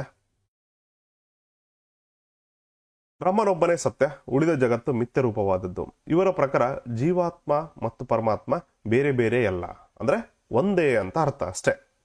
ಬೇರೆ ಬೇರೆ ಅಲ್ಲ ಅಂದ್ರೆ ನಥಿಂಗ್ ಬಟ್ ಒಂದೇ ಅಂತ ಅರ್ಥ. ಇವರು ಪರಮ ಸತ್ಯವಾದ ಪರಮಾತ್ಮನ ಪ್ರತಿಪಾದಕರಾಗಿದ್ದರು. ಜೀವಾತ್ಮನಿಗೆ ಪ್ರತ್ಯೇಕ ಅಸ್ತಿತ್ವವಿಲ್ಲವೆಂದು ಪ್ರತಿಪಾದಿಸಿದ ಶಂಕರಾಚಾರ್ಯರು ಇದನ್ನು ನಾನೇ ಬ್ರಹ್ಮನ್ ಅಥವಾ ಅಹಂ ಬ್ರಹ್ಮಸ್ಮಿ ಅಂತೇಳಿ ಕರೀತಾನೆ. ಓಕೆ, ಅಹಂ ಬ್ರಹ್ಮಾಸ್ಮಿ ಅಂತ ಕರೆದವರು ಯಾರು? ಈ ಒಂದು ಶಂಕರಾಚಾರ್ಯರು. ಓಕೆ, ನೆಕ್ಸ್ಟ್, ಬ್ರಹ್ಮಸೂತ್ರ, ಉಪನಿಷತ್ತು ಮತ್ತು ಭಗವದ್ಗೀತೆಗಳ ಮೇಲೆ ಕೂಡ ಇವರು ಭಾಷ್ಯವನ್ನ ಬರೀತಾರೆ. ಓಕೆ, ನಮ್ಮ ಸುತ್ತಲಿನ ಪ್ರಪಂಚವನ್ನು ಭ್ರಮೆ ಅಥವಾ ಮಾಯೆ ಅಂತೇಳಿ ಪರಿಗಣಿಸ್ತಾರೆ. ಮತ್ತು ದಿ ಮೋಸ್ಟ್ ಇಂಪಾರ್ಟೆಂಟ್ ಏನಾಗಂದ್ರೆ ಶಂಕರಾಚಾರ್ಯರು ರಚಿಸಿದಂತಹ ಕೃತಿಗಳ ಬಗ್ಗೆ ನೀವು ತಿಳ್ಕೊಂಡಿರ್ಬೇಕು. ಒಂದು, ಶಂಕರ ಭಾಷ್ಯ, ಆನಂದ ಲಹರಿ, ಸೌಂದರ್ಯ ಲಹರಿ, ಶಿವಾನಂದ ಲಹರಿ. 3 ಲಹರಿಗಳದಾವ: ಆನಂದ, ಸೌಂದರ್ಯ ಮತ್ತು ಶಿವಾನಂದ. ಓಕೆ, ಅಥವಾ ಆನಂದ, ಶಿವಾನಂದ ಮತ್ತು ಸೌಂದರ್ಯ ಅಂತೇಳಿ ಕೂಡ ನೆನ್ಪಿಟ್ಕೋಬಹುದು. ಓಕೆ, ಈ 3 ಲಹರಿಯನ್ನು ಯಾರು ಬರೀತಾರೆ? ಶಂಕರಾಚಾರ್ಯರು ಬರೀತಾರೆ. ನೆಕ್ಸ್ಟ್, ವಿವೇಕ ಚೂಡಾಮಣಿ, ಪ್ರಬುದ್ಧ ಸುಧಾಕರ, ದಕ್ಷಿಣಾಮೂರ್ತಿ ಸ್ತೋತ್ರ ಮತ್ತು ಭಜ ಗೋವಿಂದಂ, ಈ ಎಲ್ಲಾ ಕೃತಿಗಳನ್ನ ಶಂಕರಾಚಾರ್ಯರು ರಚಿಸ್ತಾರೆ. ಅಷ್ಟೇ ಅಲ್ಲದೆ ಭಗವದ್ಗೀತೆಗಳ ಮೇಲೆ ಭಾಷ್ಯವನ್ನೇ ಕೂಡ ಬರೀತಾರೆ. ಓಕೆ, ಇದೊಂದು ಕ್ವಶನ್ ಹೇಳಿ ಆರ್ಯ ಸಮಾಜದಲ್ಲಿ ಶುದ್ಧೀಕರಣ ಚಳವಳಿಯ ಬಗ್ಗೆ ಎಕ್ಸ್ಪ್ಲನೇಷನ್ ಅನ್ನ ಕೊಟ್ಬಿಟ್ಟು ಈ ಸೆಕ್ಷನ್ ಅನ್ನ ಎಂಡ್ ಮಾಡೋಣ ಅಂತ. 5th ಕ್ವಶನ್ ನೋಡ್ರಿ. ಆರ್ಯ ಸಮಾಜದಲ್ಲಿ ಶುದ್ಧಿ ಚಳವಳಿಯ ಅಥವಾ ಶುದ್ಧೀಕರಣ ಚಳವಳಿಯ ಉದ್ದೇಶ ಏನಾಗಿತ್ತು ಅಂತ ಕೇಳಿದಾನೆ. ಒಂದು ಗೊತ್ತಿರುತ್ತೆ, ನಾವು ಆರ್ಯ ಸಮಾಜವನ್ನು ಸ್ಥಾಪನೆ ಮಾಡಿದಾರೆ ಯಾರು? ದಯಾನಂದ ಸರಸ್ವತಿ ಅವರು. ಓಕೆ, ಪ್ಲಸ್ ಈ ಶುದ್ಧಿ ಚಳವಳಿಯನ್ನು ಪ್ರಾರಂಭ ಮಾಡಿದರು ಕೂಡ ಆರ್ಯ ಸಮಾಜ ಅಂತ ನಾವು ಓದಿರ್ತೀವಿ, ಎಲ್ಲೂ ಓದಿರ್ತೀವಿ. ಬಟ್ ಅದರ ಉದ್ದೇಶ ಏನು? ಓಕೆ, ಶುದ್ಧಿ ಚಳವಳಿಯನ್ನ ಯಾಕೆ ಮಾಡ್ತಾರಪ್ಪ ಅಂತ ಕೇಳಿದಾನೆ. ಹಿಂದೂ ಧರ್ಮದ ಪಾಪಿಗಳ ಶುದ್ಧೀಕರಣ, ಜನರನ್ನು ಮತಾಂತರಿಸಲು, ಮತಾಂತರಗೊಂಡವರನ್ನು ಹಿಂದೂ ಧರ್ಮಕ್ಕೆ ಮರಳಿ ತರಲು, ಪಾಪಿಗಳನ್ನು ಹಿಂದೂ ಧರ್ಮದಿಂದ ಹೊರಹಾಕಲು. ಸರಿಯಾದ ಉತ್ತರ ಏನಾಗತ್ತೆ ಇಲ್ಲಿ? ಏನಿಲ್ಲ, ಆಪ್ಷನ್ ಸಿ. ಓಕೆ, ಹಿಂದೂ ಧರ್ಮದಿಂದ ಬೇರೆ ಧರ್ಮಕ್ಕೆ ಮತಾಂತರಗೊಂಡಿರ್ತಾರಲ್ಲ, ಅವರನ್ನ ಮರಳಿ ಏನಾಗತ್ತಪ್ಪ ಹಿಂದೂ ಧರ್ಮಕ್ಕೆ ತರಲು ಈ ಒಂದು ಆರ್ಯ ಸಮಾಜದಲ್ಲಿ ಶುದ್ಧೀಕರಣ ಚಳವಳಿ ಅಂತೇಳಿ ಸ್ಟಾರ್ಟ್ ಆಗುತ್ತೆ. ಏನಪ್ಪಾ ಇದು ಆರ್ಯ ಸಮಾಜ, ಏನಿದು ಶುದ್ಧೀಕರಣ ಚಳವಳಿ? ಓಕೆ, ಈಗಿನಿದು ಮತಾಂತರ ಅನ್ನೋದನ್ನ ಈಗ ನಾವು ನೋಡ್ತಾ ಹೋಗೋಣ ಅಂತ. ಆರ್ಯ ಸಮಾಜದ ಶುದ್ಧೀಕರಣ ಚಳವಳಿಯ ಮುಖ್ಯ ಉದ್ದೇಶ ಮತಾಂತರಗೊಂಡವರನ್ನು ಹಿಂದೂ ಧರ್ಮಕ್ಕೆ ಮರಳಿಸಿ ಸಮಾಜದಲ್ಲಿ ಏಕತೆ, ಸಮಾನತೆ, ಓಕೆ, ಸಮಾಜದಲ್ಲಿ ಅಸ್ಪೃಶ್ಯತೆ ಹಾಗೂ ಜಾತಿ ಭೇದವನ್ನು ತೊಡೆದು ಹಾಕುವುದಾಗಿರ್ಬೋದು. ನೆಕ್ಸ್ಟ್, ಸಮಾಜದ ಸುಧಾರಣೆ ಮತ್ತು ರಾಷ್ಟ್ರೀಯ ಚೇತನ ಬಲಪಡಿಸುವುದು ಮತ್ತು ವೈದಿಕ ಶುದ್ಧತೆಯನ್ನು, ಅನಾವಶ್ಯಕ ಆಚರಣೆಗಳು ಇರ್ತಾವಲ್ಲ, ಪ್ರಾಣಿ ಬಲಿ ಆಗಿರ್ಬೋದು, ಅದನ್ನೆಲ್ಲ ಸ್ವಲ್ಪ ಸತಿ ಪದ್ಧತಿ ಆಗಿರ್ಬೋದು, ಪ್ಲಸ್ ಮೂಢನಂಬಿಕೆಗಳನ್ನು ದೂರ ಮಾಡುವುದು, ದೇವದಾಸಿ ಪದ್ಧತಿಗಳನ್ನಾಗಿರ್ಬೋದು. ಓಕೆ, ಈ ಎಲ್ಲ ಮೂಢನಂಬಿಕೆಗಳಾಗಿರ್ಬೋದು. ನೆಕ್ಸ್ಟ್ ಏನಾಗತ್ತಪ್ಪ, ಮಾಟ ಮಂತ್ರಗಳಾಗಿರ್ಬೋದು. ಈ ಎಲ್ಲ ಮೂಢನಂಬಿಕೆಗಳನ್ನ ದೂರ ಮಾಡುವುದು ಈ ಒಂದು ಶುದ್ಧಿ ಚಳವಳಿಯ ಪ್ರಮುಖ ಉದ್ದೇಶ ಆಗಿರುತ್ತೆ. ಓಕೆನಾ? ಇದರಲ್ಲಿ ಅವ್ರಿಗೆ ಕೇಳಿರೋದು ಯಾವುದು? ಮತಾಂತರಗೊಂಡವರನ್ನು ಹಿಂದೂ ಧರ್ಮಕ್ಕೆ ಮರಳಿಸುವುದು. ಓಕೆ, ಈ ಶುದ್ಧಿ ಚಳವಳಿಯ ಹಲವು ಮುಖ್ಯ ಉದ್ದೇಶವನ್ನು ಹೊಂದಿತ್ತು. ಅದರಲ್ಲಿ ಈ ಆಪ್ಷನ್ ಅಲ್ಲಿ ಮೆನ್ಷನ್ ಮಾಡಿರೋದು ಯಾವುದು? ಮತಾಂತರಗೊಂಡವರನ್ನು ಹಿಂದೂ ಧರ್ಮಕ್ಕೆ ಮರಳಿಸಿ ಅಂತೇಳಿ. ಹಾಗೆ ಇನ್ ಫ್ಯೂಚರ್ ಅಲ್ಲಿ ಈ ಉಳಿದಿರುವಂತಹ ಉದ್ದೇಶಗಳು ಕೂಡ ಕೇಳುವ ಚಾನ್ಸಸ್ ಇರುತ್ತೆ. ಅಥವಾ ಇಲ್ಲಿ ಶುದ್ಧಿ ಚಳವಳಿಯ ಮುಖ್ಯ ಉದ್ದೇಶಗಳಲ್ಲಿ ಈ ಕೆಳಗಿನಲ್ಲಿ ಯಾವುದು ಅಲ್ಲ ಅಂತೇಳಿ ಕೂಡ ಕೇಳ್ಬೋದು. ಓಕೆ, 4 ಆಪ್ಷನ್ ಕೊಟ್ಟು 3 ಉದ್ದೇಶ ಆಗಿರುತ್ತೆ, ಒಂದು ಅದರ ಉದ್ದೇಶ ಆಗಿರಲ್ಲ. ಆ ತರ ಪ್ರಶ್ನೆಗಳು ಕೇಳಿದಾಗ ಕೂಡ ನೀವು ಆನ್ಸರ್ ಮಾಡಕ್ಕೆ ತಯಾರಿ ಆಗಿರಬೇಕು. ಪ್ರೀವಿಯಸ್ ಇಯರ್ ಕ್ವಶನ್ ಪೇಪರ್ಸ್ ಅಂದ್ರೆ ನಥಿಂಗ್ ಬಟ್ ನೀವು ಕೇವಲ ಕ್ವಶನ್ಸ್ ಮತ್ತು ಆನ್ಸರ್ಸ್ ಅಷ್ಟೇ ಬಯಾಟ್ ಹಾಕಿದ್ರೆ ಇಲ್ಲಿ ಆಗಲ್ಲ. ಆ ಕ್ವಶನ್ ಅನ್ನು ಏನ್ ಕೇಳಿದ್ದ, ಅದ್ರ ಬ್ಯಾಕ್ ಗ್ರೌಂಡ್ ಏನಂತ ತಿಳ್ಕೊಂಡ್ರೆ ಮಾತ್ರ ನೀವು ಸಕ್ಸಸ್ಫುಲ್ ಆಗಕ್ಕೆ ಸಾಧ್ಯ. ನೆಕ್ಸ್ಟ್, ಹಾಗಾದ್ರೆ ಈ ಆರ್ಯ ಸಮಾಜ ಯಾರು ಸ್ಥಾಪನೆ ಮಾಡ್ತಾರೆ? ಅವ್ರು ಹೇಳಿದ ನಿಮಗೆ ಸ್ವಾಮಿ ದಯಾನಂದ ಸರಸ್ವತಿ ಅವರು ಸ್ಥಾಪನೆ ಮಾಡ್ತಾರೆ. ಹಾಗಾದ್ರೆ ಇವರ ಮೂಲ ಹೆಸರು ಏನಾಗಿರುತ್ತೆ? ಮೂಲಶಂಕರ ಅಂತೇಳಿ, ಮೂಲಶಂಕರ ತಿವಾರಿ ಅನ್ನೋದು ಇವರ ಮೊದಲ ಹೆಸರಾಗಿರುತ್ತೆ. ಓಕೆ, ಇವರು 1824ರಲ್ಲಿ ಜನಿಸ್ತಾರೆ. ನೆಕ್ಸ್ಟ್, ಇವರ ಮುಖ್ಯ ಕೃತಿಗಳು ಯಾವಪ್ಪ ಅಂದ್ರೆ ಸತ್ಯಾರ್ಥ ಪ್ರಕಾಶ ಮತ್ತು ವೇದ ಭಾಷ್ಯವನ್ನು ಬರೀತಾರೆ. ಭಗವದ್ಗೀತೆಗಳ ಮೇಲೆ ಭಾಷ್ಯ ಬರೆದವರು ಯಾರು? ಶಂಕರಾಚಾರ್ಯರು. ಇಲ್ಲಿ ವೇದ ಭಾಷ್ಯ ಬರೆಯೋರು ಯಾರು? ಸ್ವಾಮಿ ದಯಾನಂದ ಸರಸ್ವತಿ ಅವರು ಬರೀತಾರೆ. ನೆಕ್ಸ್ಟ್, ಇವರು ಕರ್ಮ ಸಿದ್ಧಾಂತದ ಪರಿಪಾಲಕರು. ಓಕೆ, ಸಂಹಿತೆ ಮತ್ತು ಬ್ರಾಹ್ಮಣಕಗಳು ಅಂತ ನೋಡಿದೀವಿ, ಅವು ಕರ್ಮಕಾಂಡ, ಹೌದಿಲ್ಲ? ನೆಕ್ಸ್ಟ್ ಬರೋದು ಯಾವುದು? ಅರಣ್ಯಕಗಳು ಮತ್ತು ಉಪನಿಷತ್ತುಗಳು, ಇವು ಜ್ಞಾನಕಾಂಡ. ಅದೇ ರೀತಿಯಾಗಿ ಇವರು ಕರ್ಮ ಸಿದ್ಧಾಂತದ ಪರಿಪಾಲಕರು. ಸ್ವಲ್ಪ ಓದ್ತಾ ಇರ್ಬೇಕಾದ್ರೆ ನೀವು ಏನಾಗುತ್ತಪ್ಪ ಅಂದ್ರೆ ಇಲ್ಲಿ ಕನೆಕ್ಟ್ ಮಾಡ್ಕೊಂತ ಹೋದ್ರೆ ಪರ್ಫೆಕ್ಷನ್ ಆಗ್ಬಿಡ್ತಾರೆ. ಇಲ್ಲಿ ಕರ್ಮ ಅಂತ ಬಂದಿದ್ರೆಗಿನ ಕರ್ಮಕಾಂಡದಲ್ಲಿ ಯಾವೆರಡು ಬರುತ್ತವೆ, ಅವೆರಡು ಏನ್ ಹೇಳುತ್ತೆ? ಓಕೆ, ನೆಕ್ಸ್ಟ್, ವೇದಗಳಿಗೆ ಹಿಂತಿರುಗಿ ಎಂಬ ಘೋಷಣೆಯನ್ನು ನೀಡುತ್ತಾರೆ. ದಿ ಮೋಸ್ಟ್ ಪ್ರಸಿದ್ಧ ಘೋಷಣೆ ಇವರದು. ಓಕೆ, ವೇದಗಳಿಗೆ ಹಿಂತಿರುಗಿ ಅಂತೇಳಿ ದಯಾನಂದ ಸರಸ್ವತಿ ಅವರು ಹೇಳ್ತಾರೆ. ನೆಕ್ಸ್ಟ್, 1875ರಲ್ಲಿ ಆರ್ಯ ಸಮಾಜವನ್ನು ಸ್ಥಾಪನೆ ಮಾಡ್ತಾರೆ. ಎಲ್ಲಿ? ಬಾಂಬೆಯಲ್ಲಿ. 1875 ಮೋಸ್ಟ್ ಇಂಪಾರ್ಟೆಂಟ್, ಇಲ್ಲಿ ಆರ್ಯ ಸಮಾಜ ಸ್ಥಾಪನೆ ಆಗಿದೆ. ಇದು ಹಿಂದೂ ಏಕದೇವತಾವಾದಿ ಸಾಮಾಜಿಕ ಧಾರ್ಮಿಕ ಚಳವಳಿಯಾಗಿದೆ. 1800 ಇಲ್ಲಿ ಕೊಟ್ಟಿರುವಂತಹ ಎಲ್ಲ ಮಾಹಿತಿ ದಿ ಮೋಸ್ಟ್ ಇಂಪಾರ್ಟೆಂಟ್. ಪ್ರತಿಯೊಂದು ವರ್ಡ್, ಪ್ರತಿಯೊಂದು ಸೆಂಟೆನ್ಸ್ ಕೂಡ ಪ್ರೀವಿಯಸ್ ಅಲ್ಲಿ ಕೇಳಿರುವಂತಹ ಪ್ರಶ್ನೆಗಳನ್ನ ಆಧಾರವಾಗಿ ಇಟ್ಕೊಂಡ್ಬಿಟ್ಟು ಬರೆದಿದ್ದೀವಿ. ಈ ಒಂದು ಇಲ್ಲಿ ಎಕ್ಸ್ಪ್ಲನೇಷನ್ ಏನ್ ಕೊಡ್ತಾ ಇದೀವಲ್ಲ, ಇದರಲ್ಲಿ ನಾವು PUC ಆಗಿರ್ಬೋದು, PUC ರಿಕ್ರೂಟ್ಮೆಂಟ್ ಆಗಿರ್ಬೋದು, ನೆಕ್ಸ್ಟ್ ಟೆಟ್ ಆಗಿರ್ಬೋದು, HST ಪ್ರೀವಿಯಸ್ ಇಯರ್ ಕ್ವಶನ್ಸ್ ಆಗಿರ್ಬೋದು, ಪ್ಲಸ್ KS ಮೇನ್ಸ್ ಅಲ್ಲಿ, ನೆಕ್ಸ್ಟ್ ಮತ್ತೆ ರೀಸೆಂಟ್ ಆಗಿ ನಾವು state accounts audit department Karnataka KSAD ಅಂತೇಳಿ ಎಕ್ಸಾಮ್ ಇತ್ತು, ಅದ್ರ ಮೇನ್ಸ್ ಕೂಡ ಬರ್ದಿದ್ದೀವಿ. 2 HK ಮತ್ತು ನಾನ್ HK ಎರಡೂ ಬರ್ದಿವಿ. ಏಪ್ರಿಲಲ್ಲಿ ಇತ್ತು. ಹಾಗಾಗಿ ಈ ಒಂದು ವರ್ಷಗಳ ಕಾಲ ನಾವು ತರಗತಿ ಮಾಡಕ್ ಆಗಿರ್ಲಿಲ್ಲ. ಅದ್ರ ಪ್ರಿಪ್ರೇಷನ್ ಆಗಿರ್ಬೋದು, ಮೇನ್ಸ್ ಬರೆಯ ಒಂದೂವರೆ ವರ್ಷ ಆಯ್ತು ಎಲ್ಲ ಸೇರಿ. ಓಕೆ, ಅದಕ್ಕೋಸ್ಕರ ಈ ಒಂದು ವರ್ಷದಿಂದ ಕರೆಕ್ಟಾಗಿ ಕಂಟಿನ್ಯೂಟಾಗಿ ನಾವು ತರಗತಿಯನ್ನು ಮಾಡೋಕ್ಕಾಗ್ತಿರ್ಲಿಲ್ಲ. ಸೊ ಇಲ್ಲೆಲ್ಲ ಮೇನ್ಸನ್ನು ರೆಫರೆನ್ಸನ್ನು ಇಟ್ಕೊಂಡ್ಬಿಟ್ಟೆ ನಾವು ನಿಮಗೆ ಆನ್ಸರ್ ರೈಟಿಂಗನ್ನು ಕೊಡ್ತಾ ಇದ್ದೀವಿ. ಓಕೆ, ಮತ್ತೆ ನಿಮಗೆ ಡೌಟ್ ಇರ್ಬೋದು, ಇವ್ರು ಏನು ಸಾಧನೆ ಮಾಡಿದ್ದಾರೆ, ನಮಗೆ ಪಾಠ ಮಾಡಕ್ಕೆ ಬರ್ತಾರೆ ಅಂತೇಳಿ. ಅದು ತಲೆಯಲ್ಲಿದ್ರೆ ತೆಗೆದ್ಬಿಟ್ರಿ. ಯಾಕಂದರೆ ಸಿದ್ಧದಿಗೆ ಸರ್ ಕೂಡ GPT English appointed. Next Shanmukha sir ಅಂತೇಳಿ ಬರ್ತಾರೆ, ನಿಮಗೆ ಸಂವಿಧಾನ. ಮತ್ತೇನಾಗುತ್ತಪ್ಪ ಅಂದರೆ ಇಲ್ಲಿ ಹೆಲ್ತ್ ಬಗ್ಗೆ ಕೂಡ ಇವರು ಪಾಠವನ್ನು ಮಾಡ್ತಾರೆ. ಅವರು ಕೂಡ ಅಪಾಯಿಂಟೆಡ್ ಟೀಚರ್ ಇದ್ದಾರೆ. ನಾವು ಕೂಡ KS ಮೇನ್ಸ್ ಬರೆದಿದ್ದೀವಿ. ಪ್ಲಸ್ ಏನಾಗುತ್ತಪ್ಪ ಅಂದರೆ MCOM ಆಗಿದೆ, KSET ನೆಟ್ ಆಗಿದೆ, ಮತ್ತು state accounts and audit department ಇದೆ. HK plus non HK 2 mains ಬರೆದಿದ್ದೀವಿ. ಓಕೆ, ಇಷ್ಟೆಲ್ಲ ಎಕ್ಸ್ಪೀರಿಯನ್ಸ್ ಇದೆ. ಮತ್ತು ಕಳೆದ 6 ವರ್ಷಗಳಿಂದ ಇದೇ ಫೀಲ್ಡಲ್ಲಿ ಇದ್ದೀವಿ. UPSC ಕೂಡ ತಯಾರಿ ನಡೆಸಿದ್ವಿ. ಟೋಟಲ್ ಆಗಿ ನಿಮಗೆ ನಾವೇನು ಕೊಡ್ತಾ ಇದ್ದೀವಲ್ಲ, ಇದೆಲ್ಲ ಮೇನ್ಸ್ ರೈಟಿಂಗ್ ಪರ್ಫೆಕ್ಟ್ ಇದ್ದಿದ್ದವರೇ ಕೊಡ್ತಾ ಇರೋದು. ಇವನ್ ಷಣ್ಮುಖ ಸರ್ ಕೂಡ KS ಮೇನ್ಸನ್ನು ಬರೆದು ಅವ್ರಿಗೆ ಏನಾಗುತ್ತಪ್ಪ ಅಂದರೆ ಎಕ್ಸ್ಪೀರಿಯನ್ಸ್ ಕೂಡ ಇದೆ. ನೆಕ್ಸ್ಟ್ 1876ರಲ್ಲಿ ಭಾರತಕ್ಕಾಗಿ ಭಾರತ. ಇಲ್ಲಿ ವೇದಗಳಿಗೆ ಹಿಂತಿರುಗಿ ಅವರ ಒಂದು ಸೆಂಟೆನ್ಸ್ ಅನ್ನ ನೋಡ್ರಿ. ವೇದಗಳಿಗೆ ಹಿಂತಿರುಗಿ ಎಂಬ ಒಂದು ಕರೆಯನ್ನು ಕೂಡ ಕೊಡ್ತಾರೆ. ಪ್ಲಸ್ ಭಾರತಕ್ಕಾಗಿ ಭಾರತ ಅಂತೇಳಿ ಘೋಷಣೆ ಮಾಡಿದವರು ಕೂಡ ದಯಾನಂದ ಸರಸ್ವತಿ. ಇದು ಕೂಡ ಪ್ರಿವಿಯಸ್ ಅಲ್ಲಿ ಪ್ರಶ್ನೆ ಆಗಿತ್ತು. ನೆಕ್ಸ್ಟ್ ಗೋವುಗಳ ರಕ್ಷಣೆಗಾಗಿ ಗೋ ರಕ್ಷಣಾ ಒಂದು ಸಂಘವನ್ನು ಕೂಡ ಇವರು ಸ್ಥಾಪನೆ ಮಾಡ್ತಾರೆ. ನೆಕ್ಸ್ಟ್ 1886ರಲ್ಲಿ ಆಂಗ್ಲ ವೈದಿಕ ಶಾಲೆಯನ್ನು ಕೂಡ ಸ್ಥಾಪನೆ ಮಾಡ್ತಾರೆ. ನೆಕ್ಸ್ಟ್ 1902ರಲ್ಲಿ ಹರಿದ್ವಾರದಲ್ಲಿ ಗುರುಕುಲ ಪಾಠಶಾಲೆಯನ್ನು ಕೂಡ ಸ್ಥಾಪನೆ ಮಾಡ್ತಾರೆ. ಓಕೆ, ನೆಕ್ಸ್ಟ್ 1920ರಲ್ಲಿ ಸ್ವಾಮಿ ಶ್ರದ್ಧಾನಂದರವರ ನೇತೃತ್ವದಲ್ಲಿ ಶುದ್ಧಿ ಚಳವಳಿ ಆರಂಭಿಸ್ತಾರೆ.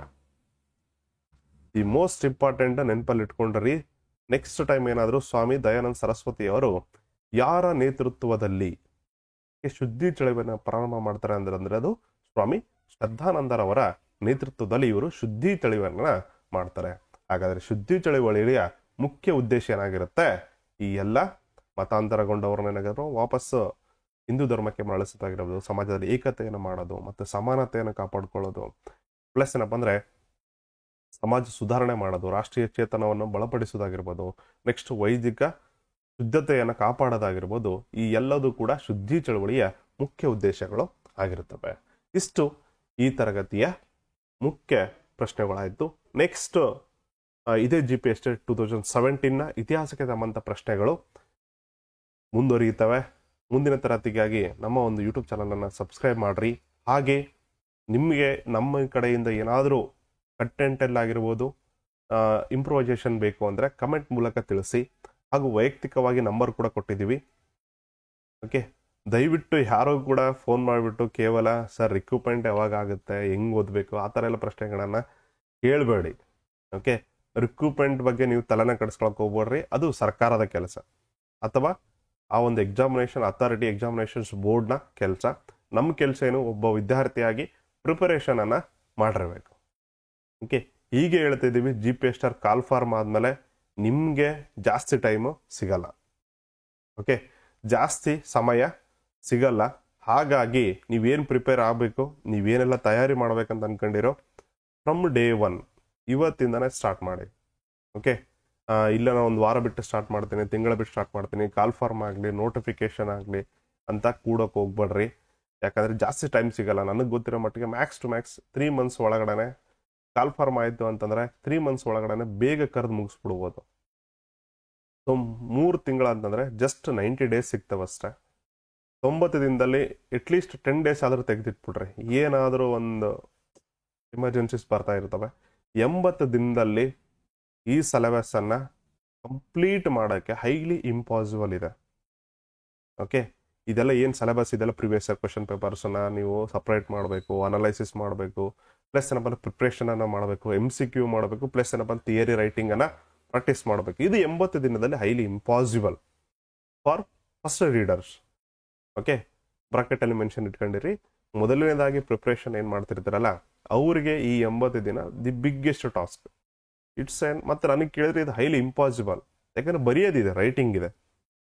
ಓಕೆ, ರೈಟಿಂಗ್ ಪ್ರಾಕ್ಟೀಸ್ ಮಾಡಕ್ಕೆ ಬೇಕು. ಪ್ಲಸ್ ಏನಪ್ಪ ಅಂದ್ರೆ ಆ ಒಂದು 3 ಅವರ್ಸ್ ನೀವು ಕೂತ್ಕೊಂಡ್ಬಿಟ್ಟು ಬರಿಬೇಕಲ್ಲ, ಅಷ್ಟು ನೀವು ಮೈಂಡನ್ನು ಸ್ವಲ್ಪ ಟ್ರೈನ್ ಮಾಡ್ಬೇಕಂದ್ರೆ ಅಟ್ಲೀಸ್ಟ್ ಒಂದು 30 to 45 ಡೇಸ್ ಹೋಗುತ್ತೆ. 45 ದಿನ ಆದರೂ ಬೇಕು.